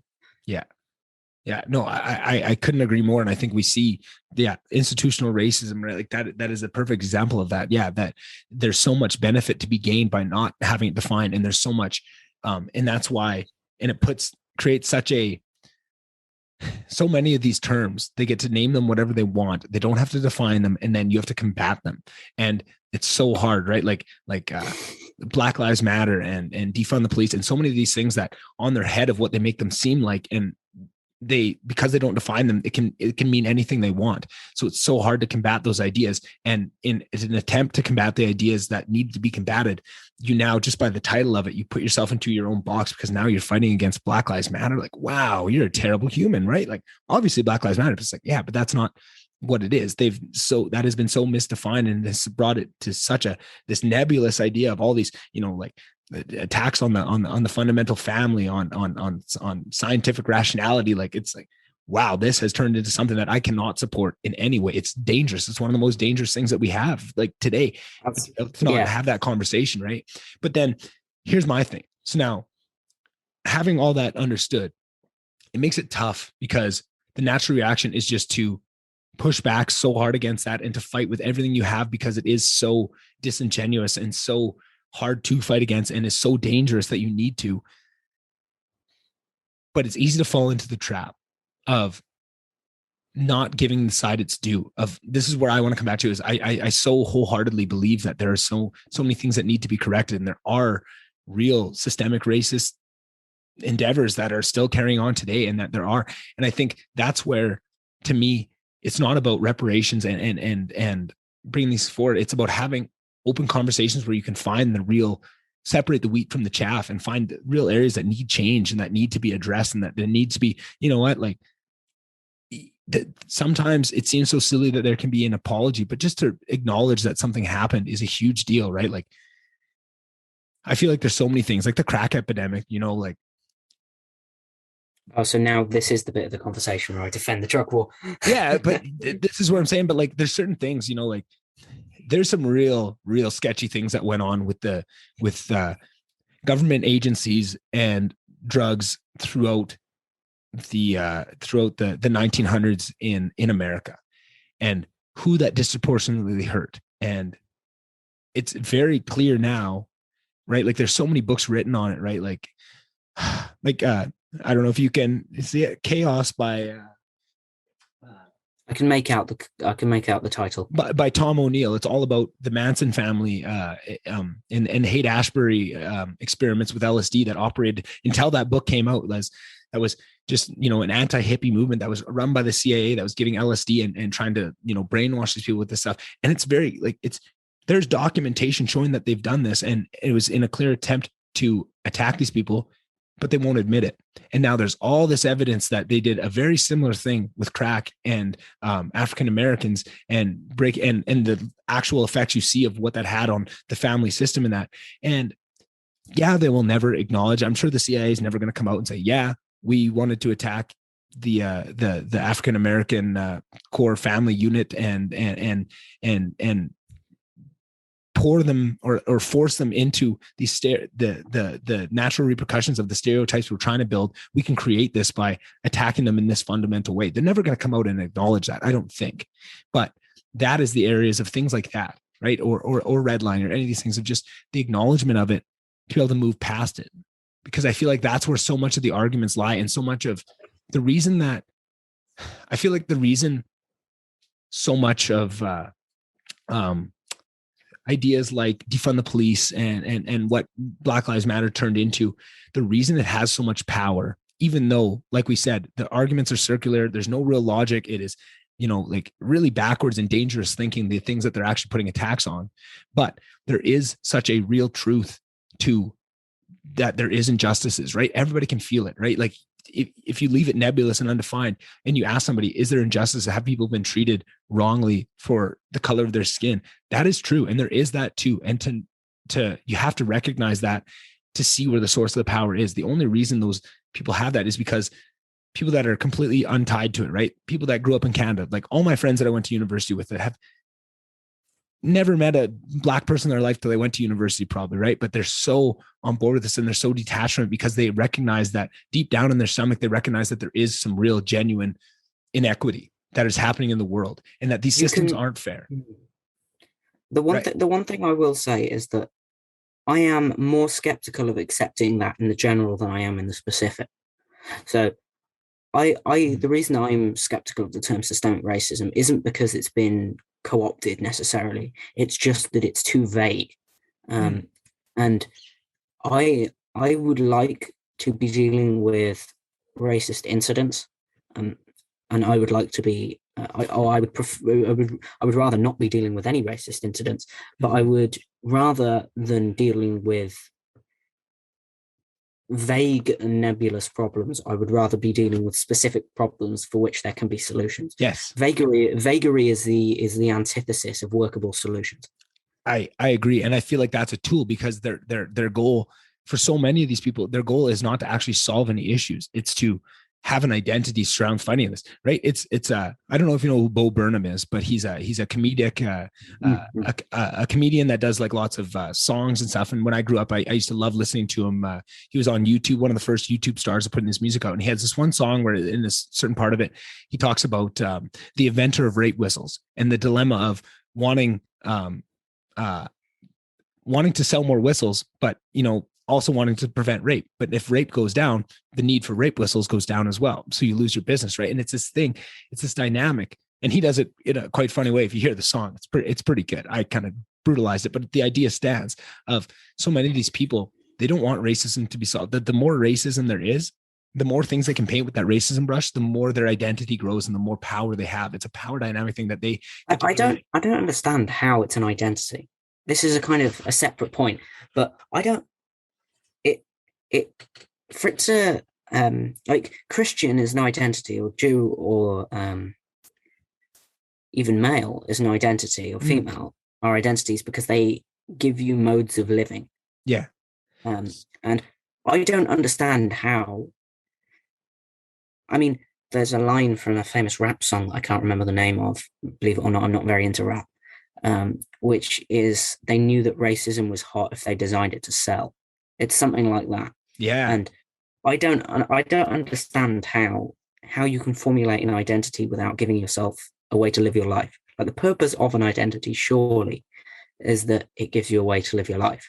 Right. And that's exactly what I see. I could name you 20 to 50 people that I know personally, that I went to school with, that I went to university. I got to see them test their ideas, that I know that they are bright, intelligent people, but their whole identity and what I think makes this possible is social media, because you can now create an identity where you don't actually have to do any work. It doesn't actually have to be what you really spend your time on, but you can make it look like it.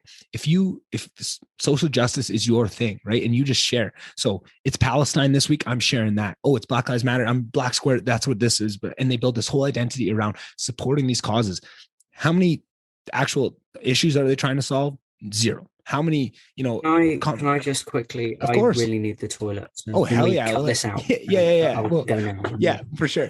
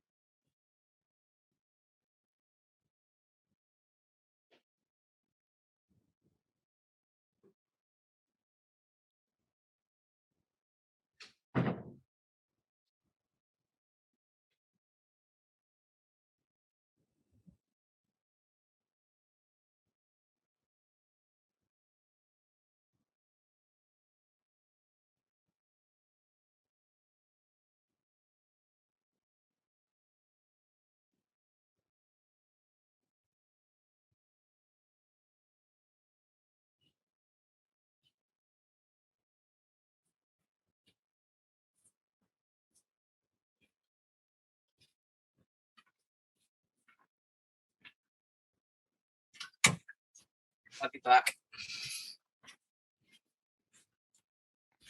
All right, ready to rock and roll? Yes. Yeah.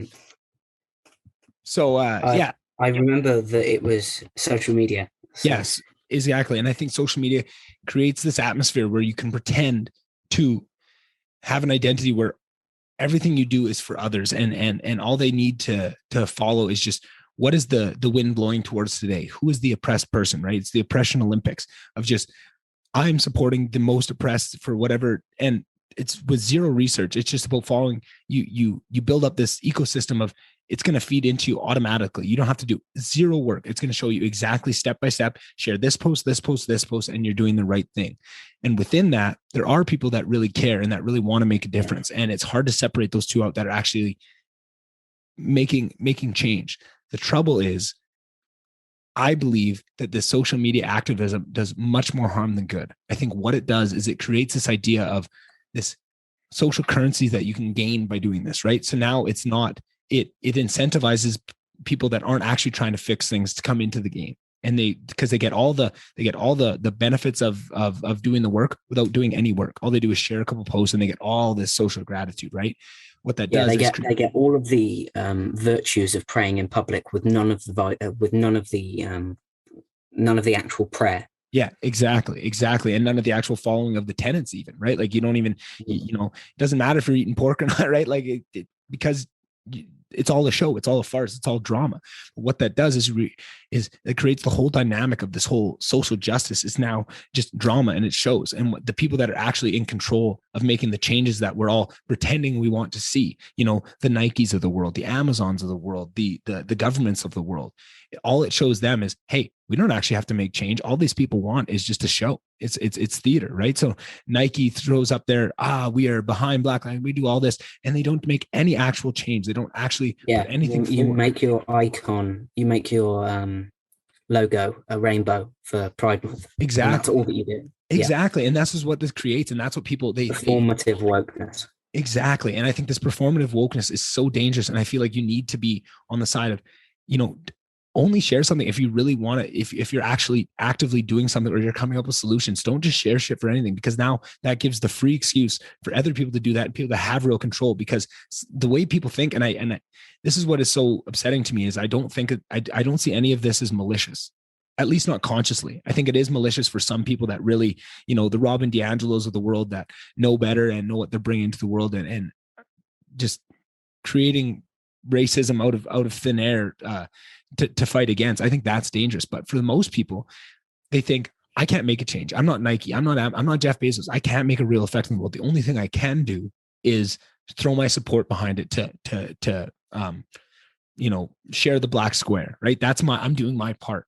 But what they don't recognize is not only are you not doing your part, you are making it worse. You are perpetuating the system that is the real reason that these things aren't changing, that there isn't people bringing these causes, right? Like some of the riots and things we're seeing is like, you don't have any cause at the end of it, right? Like now it's just mayhem for mayhem. If you don't have real actionable goals and actionable things that you want to see, and it's not just Mott and Bailey arguments, which I think really the more that society understands what a Mott and Bailey argument is, the better off we'll be, because that is such a tool in the bag of this performative action. And just to show people, maybe give people an example, because I feel like they may not have caught what you meant by that earlier, is I think defund the police is a very good example of this. Of they say defund the police, right? They go to it of this, just we throw this argument on its face of defund the police, right?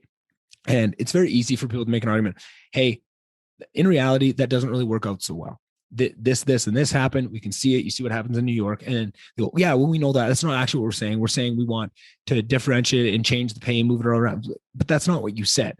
You have this really broad, forward-facing idea of what you're shouting from the rooftops. But then with the first sign of attack, you can just retreat back to the lesser extent of what the idea is. That's much more reasonable and much more, and you can do it in steps. You can give one level of reason. If they still have arguments for that, you can go to a much more reasonable, and then you can kind of come all the way to their side without ever having to admit any fault or any wrong. And it's a very pernicious idea that is just, it leads to everything. It leads to the situation where people are able to, for want of a better word, leftism, smuggle you.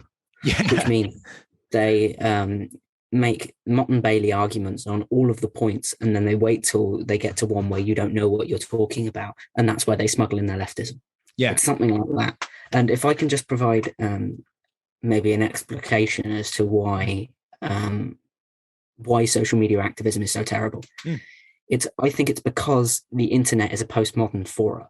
It's something like that. Because if I decide something is true, then not only does it become true is in, if I change my profile to male, everybody will see me as male. If I change my profile to black lesbian, everybody will see me as black lesbian, even though I'm not, right? And it's not just that, but it's that I can, even of my known friends, move to a fora that will accept me as said black lesbian. And if they don't, I can just change and move on to another clique that will. And if you think of socialization as a 3-step process, the first step being that you assert, or the identity formulation is a 3-step process that involves a fair amount of socialization. And the first step being that I formulate my own identity and I get to choose it. And you can say, this is when like 3-year-olds say that they're Superman or a Decepticon. Yeah. And this is what that is. It's a stage of identity formulation where you get to decide your own identity. And you can say, well, the next stage of identity of formulating your own identity is that it's molded by the group around you. So I'm in a situation with some friends, and I can only. This is why you're socialized by your friends past the age of 4. Because you're socialized into an identity that the rest of the world will accept. And the way that I do that is repeated, iterated interactions with a fairly random group of people that are a microcosm of the society at large. Yeah. And this means that I'm forced and molded in order so that I can still communicate with people to realize that I am neither a Decepticon nor a black lesbian. And this relies on me, the group of people that I'm forced to iterate my actions with being random. And the internet throws that for the internet throws that for a home run, right? Yeah. Because, to use a not British expression, and it's a real problem because I get to choose the people that I interact with, right? And if I get to choose the people that I interact with, I can choose people that accept my self-defined identity as per stage 1. It means that we can't get stage 2 or stage 3, stage 3 being effectively self-actualization. And although I don't like the self-actualization thinkers really in any large degree, to any large degree. And it's a real shame. The internet really messes up with the second one. And it means that my generation specifically has the identities collectively of just slightly below 4 years old. Yeah. And I mean that not in the kind of joking, demeaning way that people generally associate with being called childish. And now imagine, instead of just this socialization being messed up, or this identity formulation being messed up, imagine that the internet takes primacy as the mode of socialization over the biological world. So let's say, for example, there's a global pandemic, right? And it's really weird that we don't have an example for this, right? But let's take as an example a global pandemic. Yeah. And let's say we're locked in our houses and we're forced to interact with people that we don't really know that well online, and their online identities may not match up to their biological identity. Well, we're now in a world where online identities take primacy, and biological identities have to take the back seat to that. And we've seemed to have ceded the mechanisms for socialization onto platforms and publishers that are definitionally postmodern. And it's a real problem that we have. And it means that we can get people who are making arguments, for example, for nonsensical policies in terms of both social and economic policy, say like free tuition. I'm not for free tuition, right? And the reason I'm not for free tuition is because the people who get hurt by free tuition are the poorest in society who don't go to university. Because not only do they have to pay for an education, subsidize other people's education that they won't take. The other people are individuals that they don't know or care about. And it's an education that they wouldn't pay for. Otherwise, they would have taken out a loan in order to go. Yeah. So we seem to be in a position where completely irrational and nonsensical positions can be justified because you are able to surround yourself in an arena of people that necessarily agree with either your self-definition of your own identity or your irrationality that goes along with your political conclusions. Yeah, I love everything you said there. I think that really puts a fine point on the crux of what we're dealing with right now. And just to add to it, I think you're right on the money. And so when you think of what happens at around that 4-year mark, when you start to be socialized by your friend group and by those around you, that is almost it's a very important time for every child, and it's painful as well. It is, but it's painful by design, right? Like you go in and you grow into you're a couple years into it. Say you're 6 years old and you've learned a couple lessons here, but everyone's still pretty nice. You're still in a world of 6-year-olds, but then grade 7 or 8 years old, and you start to see these lessons become more. I mean, these lessons are happening to you, but you're not really picking up on them. But there becomes a point where you start to be conscious of it. And I'm just going to use myself for example. So I was a huge nerd growing up, but I also was, played sports and was relatively popular, and I could kind of hide it. And I recognized, because I had certain friend groups that we'd talk about, Legend of Zelda and Harry Potter and all this stuff that I was super into and really loved. And, you maybe get teased or something. You maybe, the signals that you're receiving from the world is, hey, maybe this isn't for everybody. Maybe there are some negative consequences. It's like, I really enjoy this thing. It shouldn't be demonized, right? But naturally what I would do is I just branched off and I found other things, and I found areas and the people that I could talk about these interests with.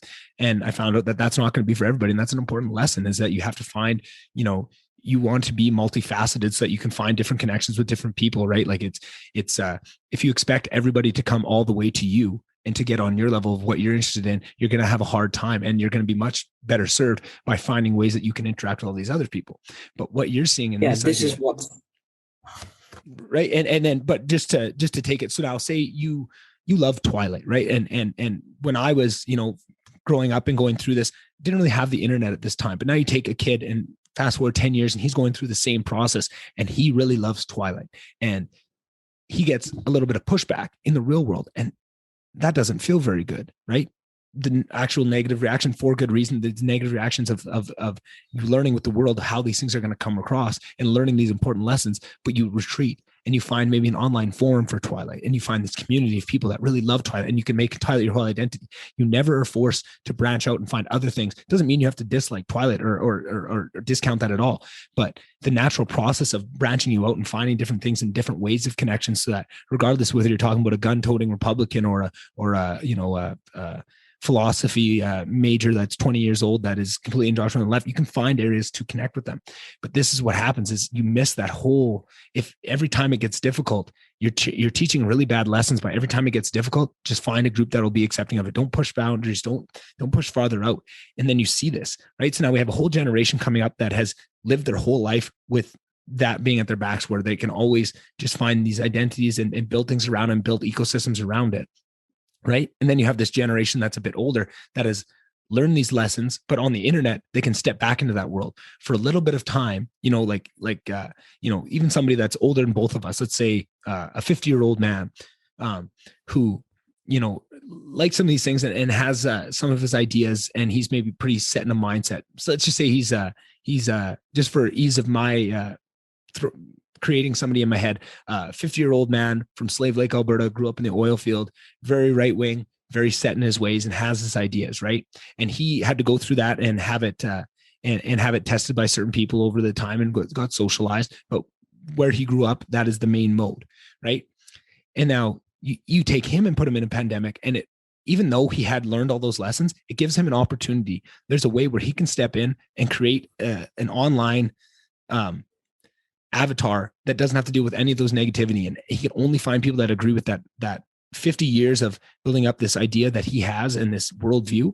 He can find people that it completely agrees with. And then, like you say, you have a pandemic. He can unlearn all of the useful lessons he's picked up by surrounding himself with people who are entirely his self-defined identity, or if not accepting of it, and if they don't accept it, he can just disregard their existence. Exactly, and find a new group, right? This is actually why the cultural trend that we have towards self-authenticity is so dangerous. Yeah. Because my authentic self is a barbarian. And, yeah. I think this is the case for most people. Mm-hmm. I especially think this is the case for most men, is that their authentic self is a little monster that runs about as a child breaking vases. Yeah, effectively. That's so funny. I call it the caveman. I feel like it's so funny to talk on this podcast about these topics, and people, I'm like, you guys don't realize I'm a fucking caveman. Like if you saw I just agree with you so much. Sorry, I didn't mean to derail you, but that's what I call mine is the caveman. This is the idea that we are supposed to be embracing this authentic part of us is completely the wrong end of the stick. Yeah. The reason that family structure is so important is because it acts as a civilizing force against these barbarian tendencies that we have. Yes, it civilizes you and makes you a good citizen, which isn't the same as being a good person. Yeah. And I think that's, you need to elevate yourself past those baser instincts, and you can still have them and you can still keep in touch with it. You don't want to disconnect completely with your own truth and just take on, I think that's the other side of it too, just taking on other people's ideas and completely emptying yourself out so that you think you've brought yourself up to this. I don't know. I'm going to get it confused with that, but where I was going with that argument of, the 50-year-old man that has this opportunity where more and more, if he leans more into the internet world and out of the world of reality, you see, how the temptation there, and you see from about 2008 or 9 to the time we are now, with the advent of Facebook and Instagram and all the evolutions of it, there's that pull just gets stronger and stronger every year. It gets more and more, the algorithms get better and better to hold you in there, and the temptation to be sucked into those echo chambers of what it is has just gotten more and more and more. And then you have a pandemic, like you said, something like a pandemic ever happened and made people completely shut off from all those lessons that you learned being out in the real world and actually having to defend your ideas in front of somebody, not behind a keyboard. You have that. Yeah. When talking about defending your ideas behind a keyboard, the analogy of road rage seems to become more and more apt. Yes. It's as if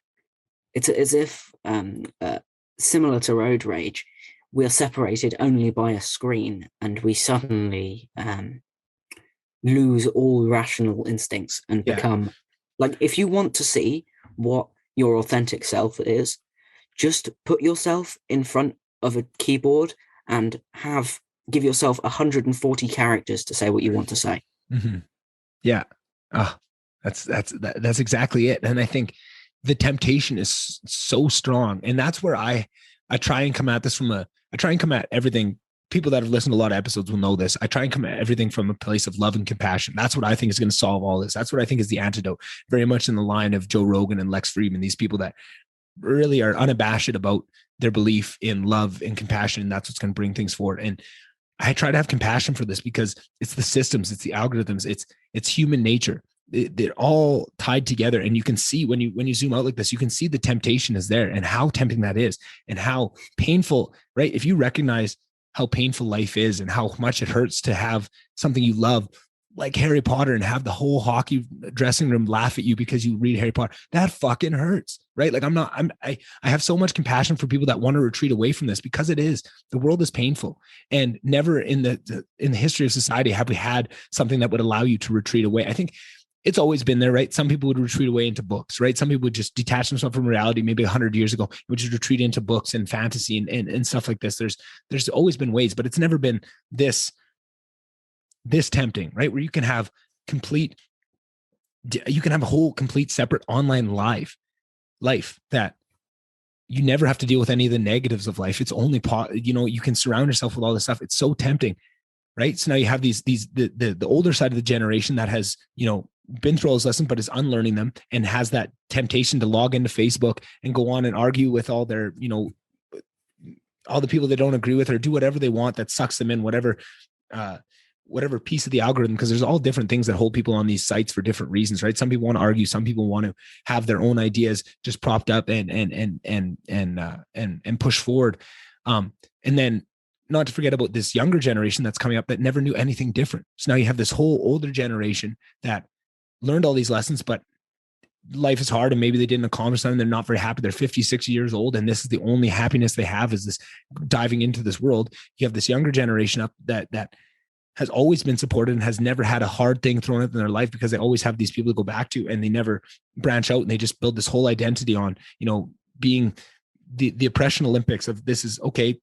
This is the power of where I go into. It just builds you further and further. And then you have people like myself. And I think luckily some people are escaping the net like yourself, with someone that young, but you feel like you're caught in the middle and you're seeing both sides. Because I was around, I remember when we got Facebook, I was like prime high school age when Facebook came in. And really that was the one that overturned. I mean, some people might say MySpace, but that was pretty universal at that time. MySpace died as well. Right. Pretty quickly. Yeah. Isaiah Berlin had an idea which he dubbed retreat into the inner citadel.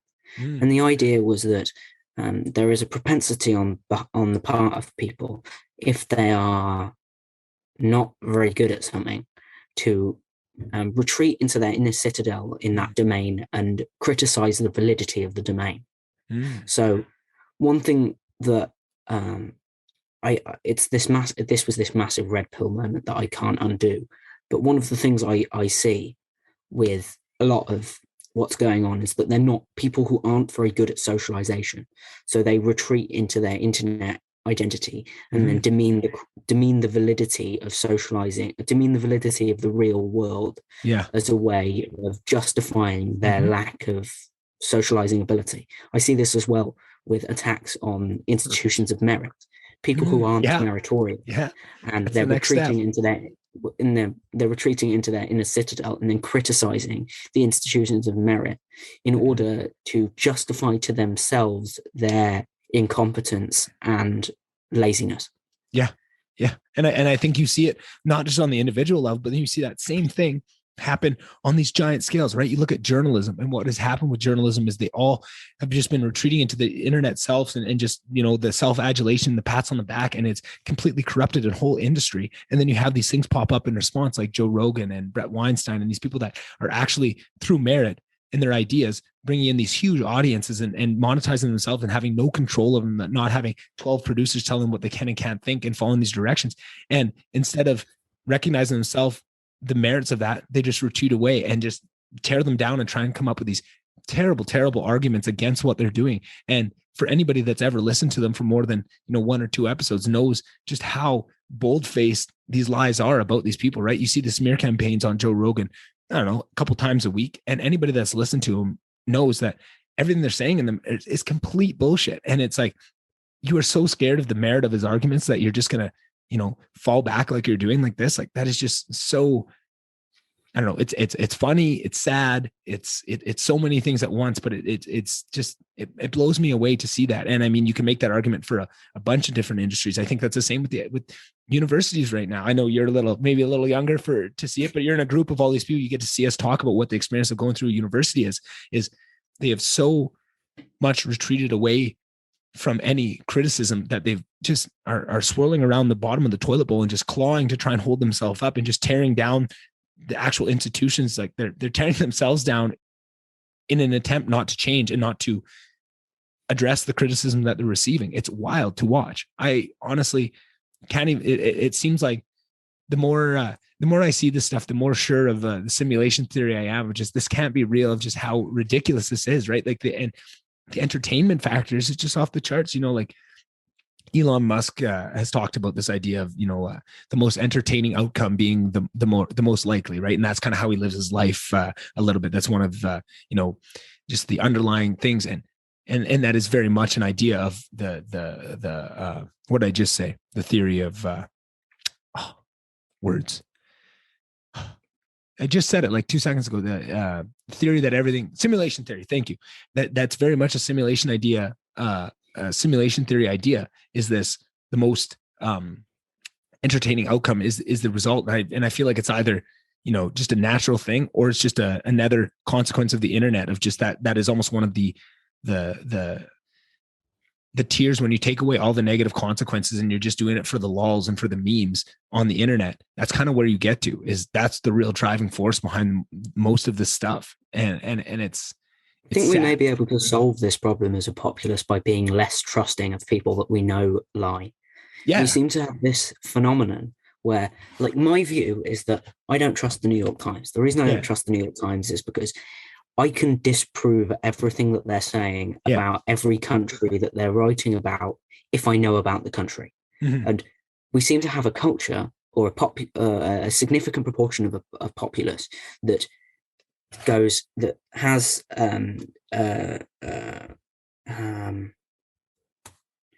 sort of crepidarian interest in something, and they're an expert in their field, and they read about that field and they go, oh no, they're lying to me. I can see this lie. This is wrong here, here, and here. They turn over the next page and then they go, oh, it must be true because I don't know about it. Yeah. Which is very funny. And I think you see the same thing with governments. And I feel like that's something that frustrates me to no end, because I'm very much the same way.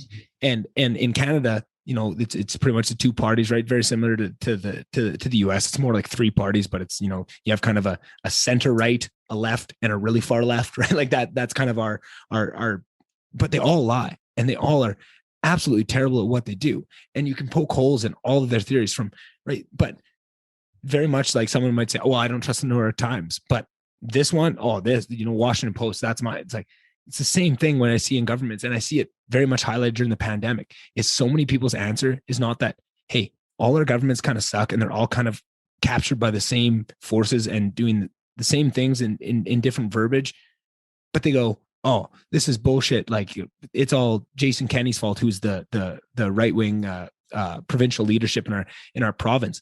But you see him playing the exact same playbook almost to a T. He came up with was Jason Kenney the curriculum guy? Yes, he is. Yeah, he's the curriculum guy. Yeah, and he's the one that the people were aiming criticism at, because they're saying that Jordan Peterson agreed with his curriculum, and just the madness that is of all things. But yeah, no, but this is the thing: Jason Kenney's a fucking idiot. He's terrible, right? But people think that it's this thing like, oh, if you put in the left-wing equivalent in there, he'd be just as terrible. And there's proof in the pudding. Go over a province, you get to see the exact same thing, that are in the exact same ways that Jason Kenney is failing, in the exact same ways that Jason Kenney is being disingenuous, every other leader is. And instead of, going, I can disprove everything you're saying from each one of the government. So maybe this whole thing, and there's nobody that I want to stand behind. Like, the amount of politicians that I want to stand behind and say that I believe in what they're saying is so few. And to a T, each one of them has some sort of accountability system, like a podcast, or like something where you get to hear their actual words so that you can judge against them. They're not insulated by this whole system of lies and thievery that allows them to not have to be accountable, right? The entire corporate and government structure is a farcical thing to prevent accountability. So you have all these people you're accountable to, and all these things that have nothing to do with the actual end user, right? Like the people and their the accountability system for government to the people have completely gone away, right? Like every year, it seems like we're farther and farther apart, where the will of the people matters less and less. And it was highlighted by the pandemic. Like, do you think any Western government, do you think they put the benefits of the people behind, Amazon and Walmart and all these people? They never got shut down. Like, when you look at who came out of it at the very end of the day, and the rules that they put in place to benefit them, it wasn't the people. It was the exact people that came out of the pandemic the best, the exact people that are the biggest donors to all the political parties, right and left. Does that not cause any questions for anybody? It certainly should. And one of the things that I can trust certain politicians, but the way that I can trust them is because I know that they're not bullshitting me about things that I know about. Right. Like if I know about it and they're giving me something that is effectively what I know to be true, right, then I may be able to trust them on other issues. Mm-hmm. Mm-hmm. This idea that I am supposed to trust people on issues that I know nothing about when all they do is lie to me about issues that I do know something Mm-hmm. about is asinine to me. Right. But then, so, and I agree with that, but here's my thing. How many politicians have you found that are telling the truth about the things that you know about and all the things that you know about? And there's not one thing that you know about that you can catch them in a lie with, because that's the situation I'm in. And I could probably count on one hand the amount of people that I can say that about. And when you look at, and then what's funny to do if you do find that is then look at how those 5 people are treated just in the general zeitgeist of how they're received. And it's amazingly eye-opening. I find it interesting because in answer to your question, is that if you're defining lie as conscious lie, then I can count on one hand the number of people who I think don't lie consciously, the number of politicians who I think don't lie consciously. Right. And if the answer is unconscious lies, then nobody. Right. Because I can disagree with you and think that you're trying to aim towards truth and trying to aim towards progress, even though that term has been hijacked. Yeah. But we can have honest disagreements, but the amount of people who I think aren't consciously, the amount of politicians, not people, who I think aren't consciously lying to me, is decreasing. And we see this in the UK with, we have a voter turnout for general elections of something like 36%. That was our voter turnout last election. It's incredibly low. And we have, without having the same kind of divisions that are had in both Canada and America, as far as I'm aware, we have an incredibly high level of disenfranchisement, especially across northern seats in what's known as the Red Wall. So, for example, if you look at voting demographics across time in the UK, and this is how you see who the average person, and I don't like that term, but who the average person sees as not consciously lying most of the time. And so, for example, if you look at, they're called C2DEs, which are the lowest economic tercile. And if you look at their voting patterns from 1973 or I believe it was 1983, actually, it was the election with Michael Foot and Margaret Thatcher. They voted 74% Labour and 14% Conservative. If you look at their the voting patterns of C2DEs in the last election, they voted 33% Labour, or in the 2019 election, rather. They voted 33% Labour and 48% Conservative. This isn't to say that the Conservatives have everything right, but this is to say that Labour have despise the working class in the UK. When you have articles in, for example, there was an article, I believe, in the Financial Times by a journalist called Matthew Paris, who described Batley upon Spen, which is a working class Labour community, which almost got won by the Conservatives in the recent local by-election, described it as tattoo parlour Britain, tracksuit bottom Britain, all our yesterday's Britain. It's this kind of demeaning language. Yeah. Said that not only that the community is not worth listening to, but also that their policy concerns should not be taken seriously in the Labour Party, which was part of his article. Yeah. I think that working class communities, don't get me wrong, in the UK feel just as hated by the Tory party as they do by the Labour Party. Yeah. But at least they don't feel betrayed by them. Yeah. That's exactly it. Because same thing is happening in Canada and the US, right?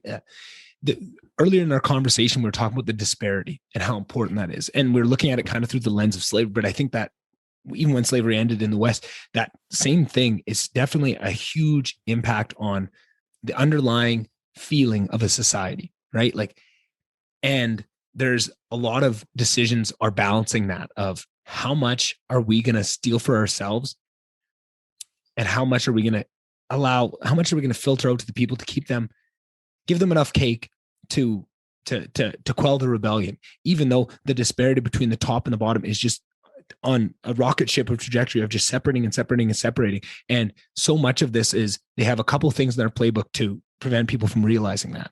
It's one is exactly what you said of demonizing the people that are on the worst side of this and just saying that it doesn't matter anyways what their concerns are. And even demonizing anybody who tries to help them. Exactly. That's one thing in the playbook. Second thing in the playbook is getting it polarized into two sides so that if the right and the left are fighting, they don't realize that the elite right and the elite left are just rising and getting further and further away from the people, and the accountability systems of the people to these people that are going up and up and up are falling away.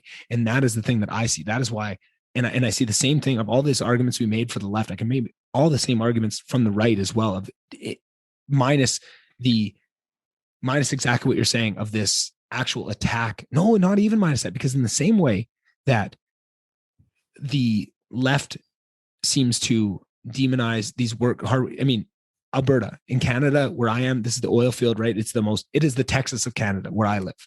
And it is the most right-wing, it's the most conservative area that we have. And that's for Canada, right? Still super far left. When you look on, if you looked at it through an American lens, super far left, we're super progressive and all this stuff. But you see the way that, the oil field is attacked and the oil field workers and how they're demonized and how they're looked at by the rest of the country. And through that lens of the left, it creates that exact thing where it may not be good and it may not be bad, but at least, by voting right, I may not agree with everything, but at least it's sticking it to the left that insults me and treats me like, dehumanizes me, right? That's the biggest thing.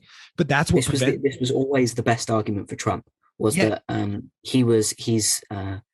when he said they don't hate you, they don't hate me, they hate you, and I'm just standing in between them and you. Exactly, right? And that was always and people actually recognize this in that this is weird for me because I'm an institutionalist more than I am a populist. But I certainly I begrudge far more the intellectual elite than I do the financial elite. And the reason for that is because there is a sense that in a Western society, in a relatively corruption-limited Western society, that you could legitimately and legally and morally become one of the financial elite. Yeah. And there is no sense that you could, without becoming morally reprehensible, become a member of the intellectual elite. Right. And I think now we finally stumbled upon, because I feel like we're so similar on this. And I feel like this is where the rubber meets the road, and maybe where we do separate a little bit of, I hold equal contempt for the intellectual elite and the financial elite. Right. And within those two camps, I think there are shining stars of good people within both sides that really hold water for a lot of the bad things that happen and protect, right? Like for every Jeff Bezos, there's an Elon Musk. For every, who's the intellectual? I'm trying to find somebody on the intellectual elite that I could. Jim Acosta. Sure, and Jim. Oh my God, look at me! It's Jim Acosta. Right, but then you have the other side of the intellectual elite with Jordan Peterson, who is amazing, and spreading the good side of it, right, and carries water for so much of the other people, so I hold the equal contempt for both, but I feel like that is such a hard position to get to, because it's so much easier to see, it's by design. This is what I see. So now that demonization of the right and the left, the right wants you to be on the right and the left wants you to be on the left. But more than that, they don't want you to leave the game. They don't want you to recognize that the left and the right are both doing the both same fuck shit and has the same contempt for you from different sides, right? The same way that the left has contempt for the worker and the blue collar guy of the right. The right has the same contempt of the left, of those people I described to you that I went to school with, that are just brainwashed by this ideology and think that they're doing the right thing. And the way that they're talked about being snowflakes and that they're idiots, and the way that the right characterizes them, it's the exact same thing, where maybe they don't agree with everything that the left does, but they say, well, at least it's not Trump, at least it's not this, right? And all that does is completely dig people into this game. And what we need to do is recognize that it's the exact same thing on both sides. It's like you said, the intellectual elite and the financial elite, and they're both elite, and they're both at the very top rungs. Those are the same people, the intellectual elite and the financial elite. You think it falls away, but they're all at the same clubs. They're all out at Mar-a-Lago. They're all out doing the same thing, and they're all out they all make money off the back of the system perpetuating in perpetuity, and not people recognizing that this system is fundamentally broken. They don't want you. It doesn't matter if you vote right or left. The same donors are donating, like the same donors donate to the right and the left. You think Big Pharma doesn't donate to the left and the right of these things, right? And you don't think Amazon doesn't have their hedge their bets, right? Everyone of a certain size has their bets hedged at the very end of the day. Those are the people actually pulling the strings on this stuff. It's just, you nailed it right at the start of the conversation. At the very base, it's a tendency. You might have a tendency left or a tendency right. It doesn't mean you need to make your whole identity around it. And you can be very, very much in the middle on lots and have some left tendencies, some right tendencies, but they don't want that. They want you to fit into one box or the other, because that allows the game to keep perpetuating forward. And that's my big issue is, I just hate that. And this is again, comes back to why I think love and compassion for both sides. If you need to have compassion for those on the left that have been brainwashed by this idea, and that's what keeps them in the game. You have to have compassion for the right that have been demonized and kicked and shoved down, and just feel like the only thing they can do is vote for Trump. That's their only outlet, right? You have to have compassion for that and how they got there. And you have to have understanding on both sides for what is holding them in the game, and not allowing them to take that step back and recognize, hey, none of this is serving me. Like if I was to make a political agenda of the things I want, and just go compare it against the right and the left, it doesn't really match up. There's nobody for me. And that feeling is the real underlying thing. And that's what I think people like the IDW, intellectual dark web, are rallying together, as those people. And I think that's what the Peterson Pals group is at its best, at its core. I think it definitely falls into some of the traps of that game I was talking about, and we perpetuate ourselves and fall into that. But at its very best, it's that idea of, we need to transcend this idea of the right and the left, because they're both captured by the same people at the end of the day. And we need to just, and I think you only do that by setting an example, right? In the same way that I said, Sam Harris can't go into Somalia and just, say, hey, this is the best way to do it. We can't force people to do it. You just have to lead by example and show the benefits and the intellectual freedom that you get by disconnecting from that game. Does that make any sense? Yes, mostly. Okay. I think there's certainly something to the idea that we need to be disconnecting from a game of ostracization and of tension, and we need to be embracing a game, yes, of compassion and understanding, and even downright disagreement in some cases. Yeah. And I think that I think now, more than any time in the last 60 years, is since really the end of World War II, is a time when we need the politics of agreeableness, to coin a phrase. We need something like, we need to start at our agreement and build out.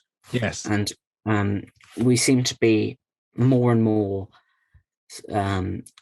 having conversations that either in their better manifestations go, here are the things that we agree on, now let's get to all the things that we disagree on, or in their worst manifestations are just like, they start with the disagreements and don't get past them. And this is one thing that it's a reason that I think the IDW were beating the odds as a sense-making mechanism in the breakdown of our other communal sense-making organs, was that they were acting in good faith and in long form to start conversations from points of agreement, which was literally, in their case, only fundamental values. And you build out and you see what you can make from very small agreements. Yeah. And then in understand that value system, looking for others that are also bringing things forward in that same vein, right? Like Joe Rogan was one of those people that really looked for people that were also doing that same thing that you just discussed, of trying to create a space for open conversations about these, which is the first step of all this stuff, and raising their profile and raising those people up. And I think that's what gave me that's what is the impetus behind this podcast, of seeing them do it and seeing that call to action of, we need more people doing this, and then to create it for ourselves in my little way, in my little corner of the world, with my little corner of people that I'm connected with so far, is in that same vein of bringing that forward. And I think that's what gives me hope. And that was one of the actual questions that I've written down here. I mean, didn't really get to many of them because we just went off running on this conversation. But one of the things I wanted to ask you was, what gives you hope? Because that would be my answer if I was to answer that question myself. It is things like IDW, and to see that people like Lex Friedman and Joe Rogan are bringing these things forward, and the reaction that they're getting, that there is that thirst out there. People want these in-depth conversations. They want nuance. They want, they don't want to fall into this trap of right versus left. And they see the suffering that comes from falling into that trap, and they want something better.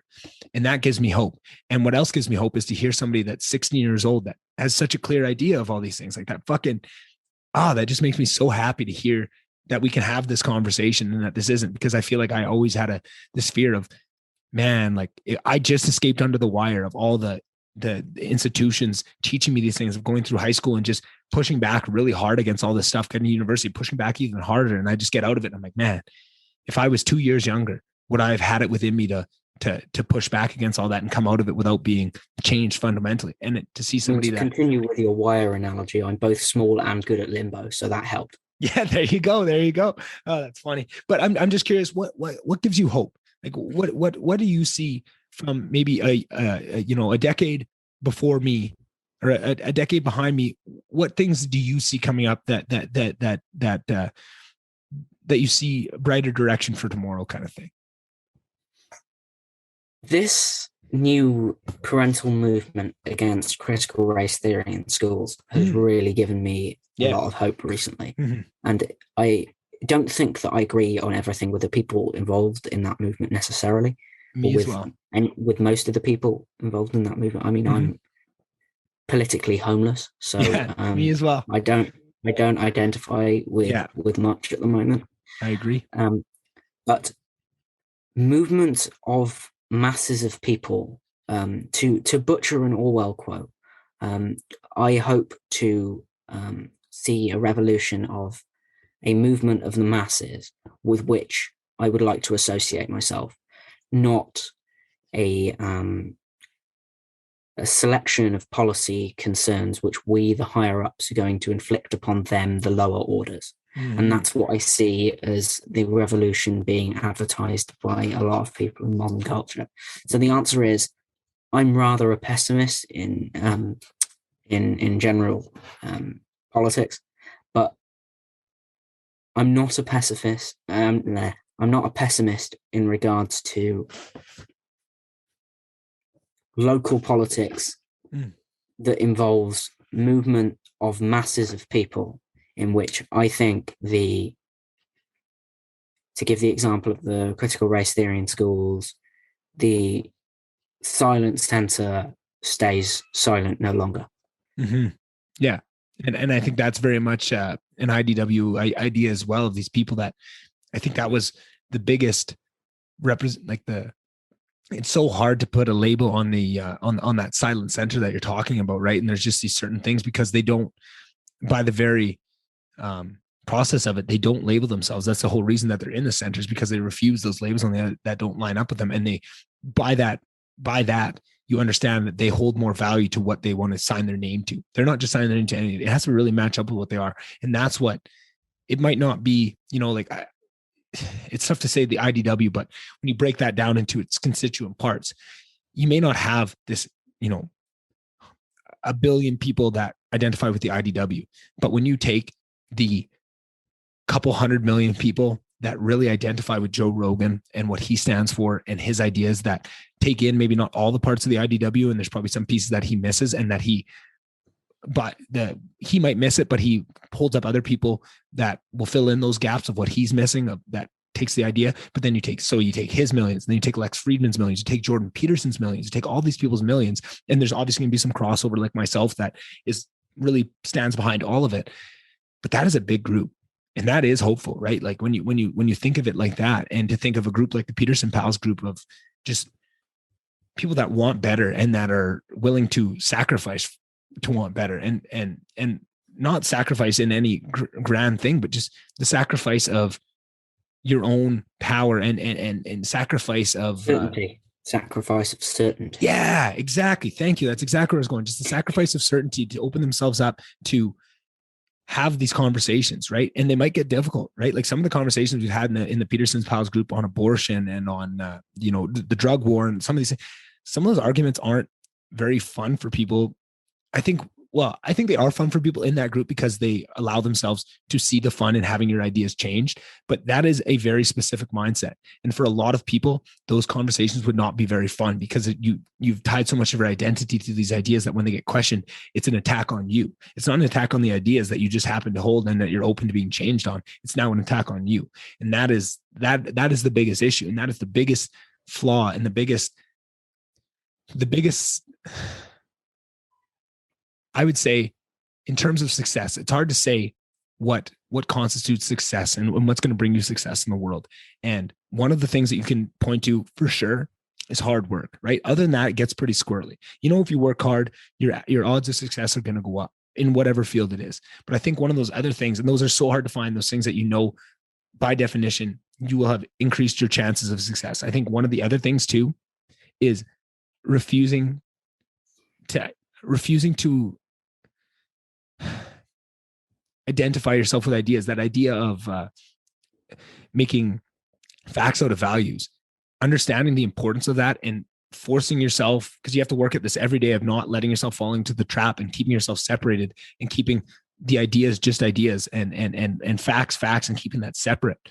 Your chances of success are going to be so much better. And that's what I think gives so much strength to Jordan Peterson's books, is he really highlights that in a really great way, of just this idea of keeping yourself in this landscape of keeping, I don't know, it just keeps the world from going squirrely, and a world that's gone so squirrely and really messes the facts and feelings kind of intertwining and stuff, and just how much damage and how much suffering comes from that. And just the power of being able to keep those separate, even though it's a tough endeavor. I think that's what gives me hope, is more people waking up to that more and more people reading these books and understanding, oh man, if I really take this on myself and work hard to keep these things separate, I'm at such a advantage compared to everybody else.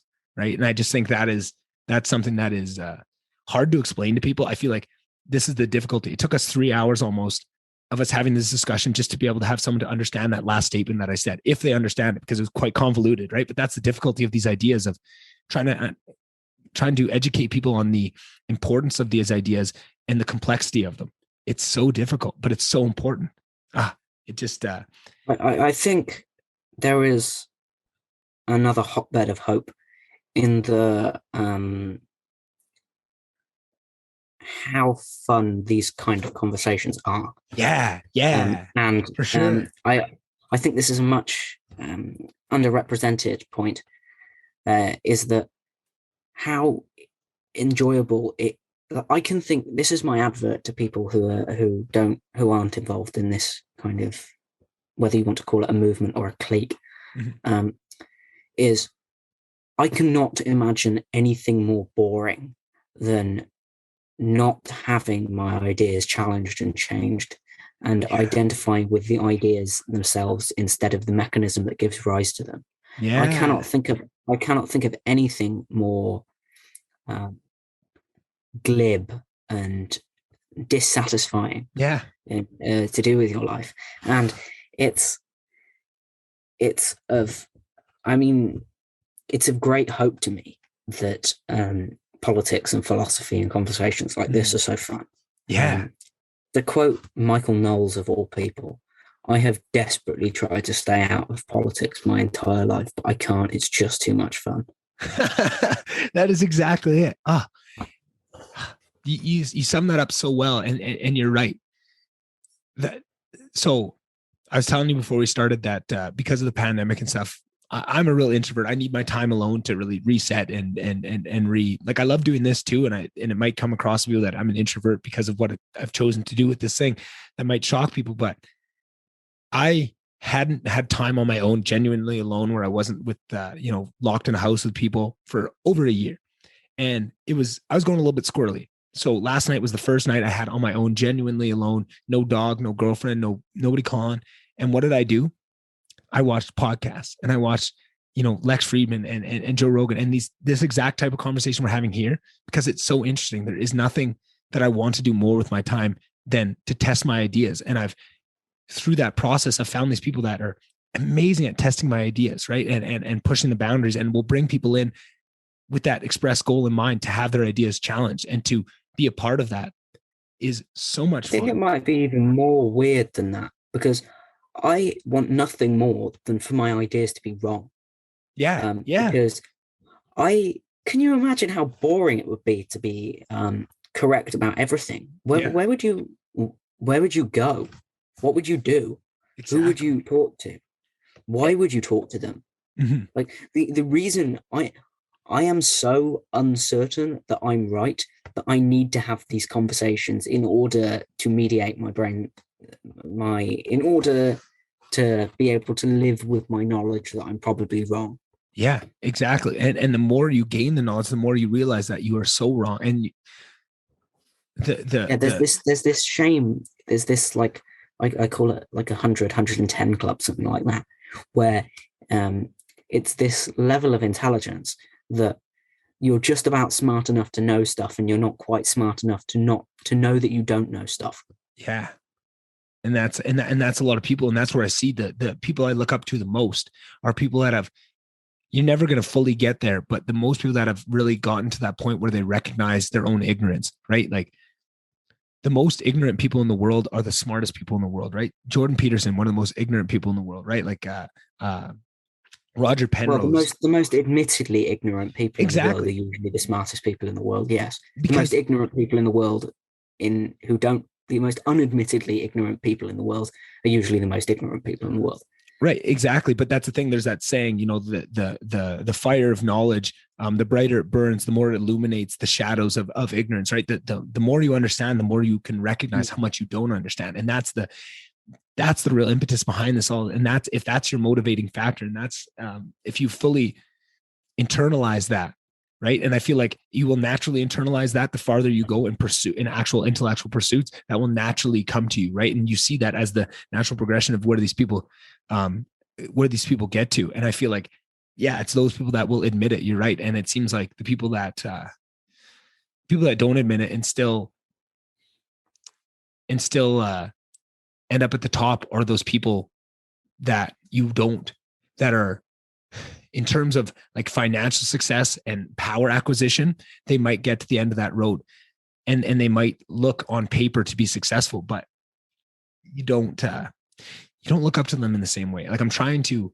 because I don't think it is, I think you're right that it's not a natural end to that game, because I think there are people that will, accumulate a vast amount of wealth and power and still not, but do that in the sense of not recognize their own ignorance, of buying into their own hype and just believing that they understand the game better than anybody else. It won't end up optimal Pareto in economic terms. Yeah. Yeah. Right. Like that's kind of where I'm going. Like Pareto optimal, rather. Yeah. I knew what you meant. And that's a good way of looking at it. I just think that there's so much more to it. And I feel like for so many years, just this capitalistic nature of looking at what we value, of just being dollar figures, right? Of just, it's about wealth acquisition, and that is the only thing. But now we're starting to turn a corner where you can be wealthy in a way Elon Musk is wealthy, or you can be wealthy in the way that Jeff Bezos is wealthy. And those are two vastly different things. And I think the value system of just understanding that those two things are different is really going to highlight the next generations. And Joe Rogan's, right, one of the most powerful people on the earth, but does it in a beautiful way that is all comes from a place of love, and to show that is an opportunity, right? Like, for a long time, we didn't really have somebody to point to of how do you do this, right? How do you make all this? I mean, there's always those people in the world. I shouldn't say that, but it seemed like the people that we were holding up as the apex of what you want of accomplishment weren't the right people. And that is starting to change. And that's another thing that gives me a lot of hope, is to see that, there are other ways to do this, right? Like I plan on making a shit ton of money with this podcast over my life, right? But I want to do it in the right way. And I want that money to go to good things that help other people start podcasts and help elevate other people's ideas, because I think there's more to it. It's not just about making money. It's about doing good things with those money and have that money create more happiness and more just to be a wealth, and not to just hold it all to yourself, is to spread it out. And that is more of the nature of what it is, and to bring happiness and laughter and good and knowledge to people that need it or that want it. Right? Yeah, it's something like that. There's more to the world than pure voluntaristic capitalist enterprise. Yeah, but you don't necessarily have to work against that. Exactly. It's something like you have to work, because capitalism isn't a system that comes with a morality attached. Right. So you have to attach a morality to it that's functioning and acceptable. And unfortunately, I do have to go very soon. Of course. Yeah, no, thanks. If you'll just allow me to take a few seconds to maybe end this. Yeah, of course. End this with a quote by Ludwig van Beethoven, only to say that one of his more famous quotes was, don't just study your art, force your way into its secrets, because it and knowledge is what will take men to the divine. Wow. That, man, I got goosebumps right now, Elijah. That conversation was all I hoped it would be, and more. I think that's the most beautiful way to end it. I can't believe you're fucking 16. This blows my mind and gives me so much hope that there are people like you out there. And anytime you want to come back on, like I said, I think we had probably 900 topics we didn't even get to touch. We can do this all the time, because I think people like you deserve to be heard, and your ideas deserve to be tested in the best way that I can, and to maybe use this as a platform to bring people that can probably test your ideas better than I can. But I just love that you're out there doing it, and that you're showing a good example, that you don't need to wait till you've accomplished all these things to test your ideas, and to show people, the work that you've done so far, and to test that against the best resources you can, whether it's Jordan Peterson, whether that's me, whether it's people in the Peterson Pals group. It's just such a noble enterprise. And I'm so glad that you're doing it. And I'm so glad that you exist. And I'm so glad that you're willing to give me 3 hours of your Saturday, like you just did. It means a lot to me. And I'm very thankful for it. So I just wanted to, end it by saying a huge thank you for everything that you did over these last 3 hours. I feel like people are really going to enjoy it. And I can't wait to do it again. Well, yeah, a massive thank you for hosting me. And I'm sure I'll be back on for the myriad of topics which are yet to be discussed. Yes, and hopefully one of these days, not too far in the future, we can do this in person, so it's not through a Zoom delay, and then we can really get to the meat and potatoes of these things, and might have to do a whole Peterson Pals UK tour through it and get a bunch of interviews done. So I can't wait for that time. Yeah, we have to do. I believe at some point we have to organize a trip to the Shire in New Zealand. Oh yeah, definitely. I mean, I'm more of in all fairness, I'm more of a Harry Potter guy myself, as evidenced in the group. But I mean, a trip to the Shire, I wouldn't say no to that either. I'm a Lord of the Rings guy at heart too. It's just a couple of rings below a couple of my other ones that I hold a little higher. So yeah, can't wait for that. And you go get some dinner in you. You look like you're wasting away in front of my eyes. You need to get that nutrients in, and we'll definitely do this again soon. Hey. Yeah, sure. Sounds good to me. All right. See you, brother. See ya. All right. Now that you've heard that, I'm sure you all agree with me. This is one special kid. I know it's just listening back to the very start of this podcast, because I don't usually listen back to the whole thing. That's why I never remember what I've said.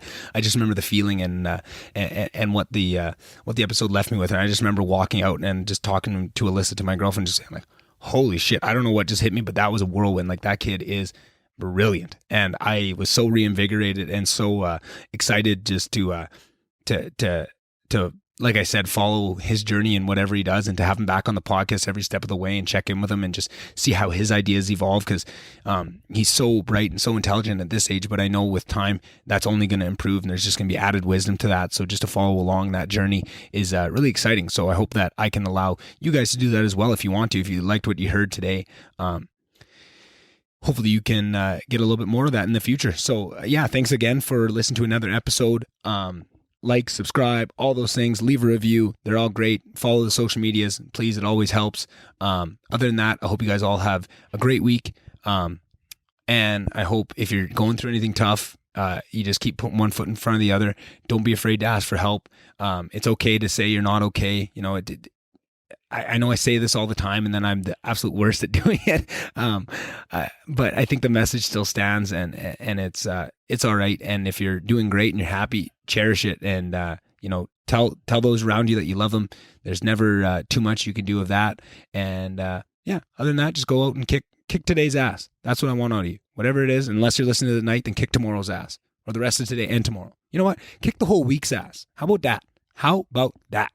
All right. I'm getting silly now. I got to shut this off.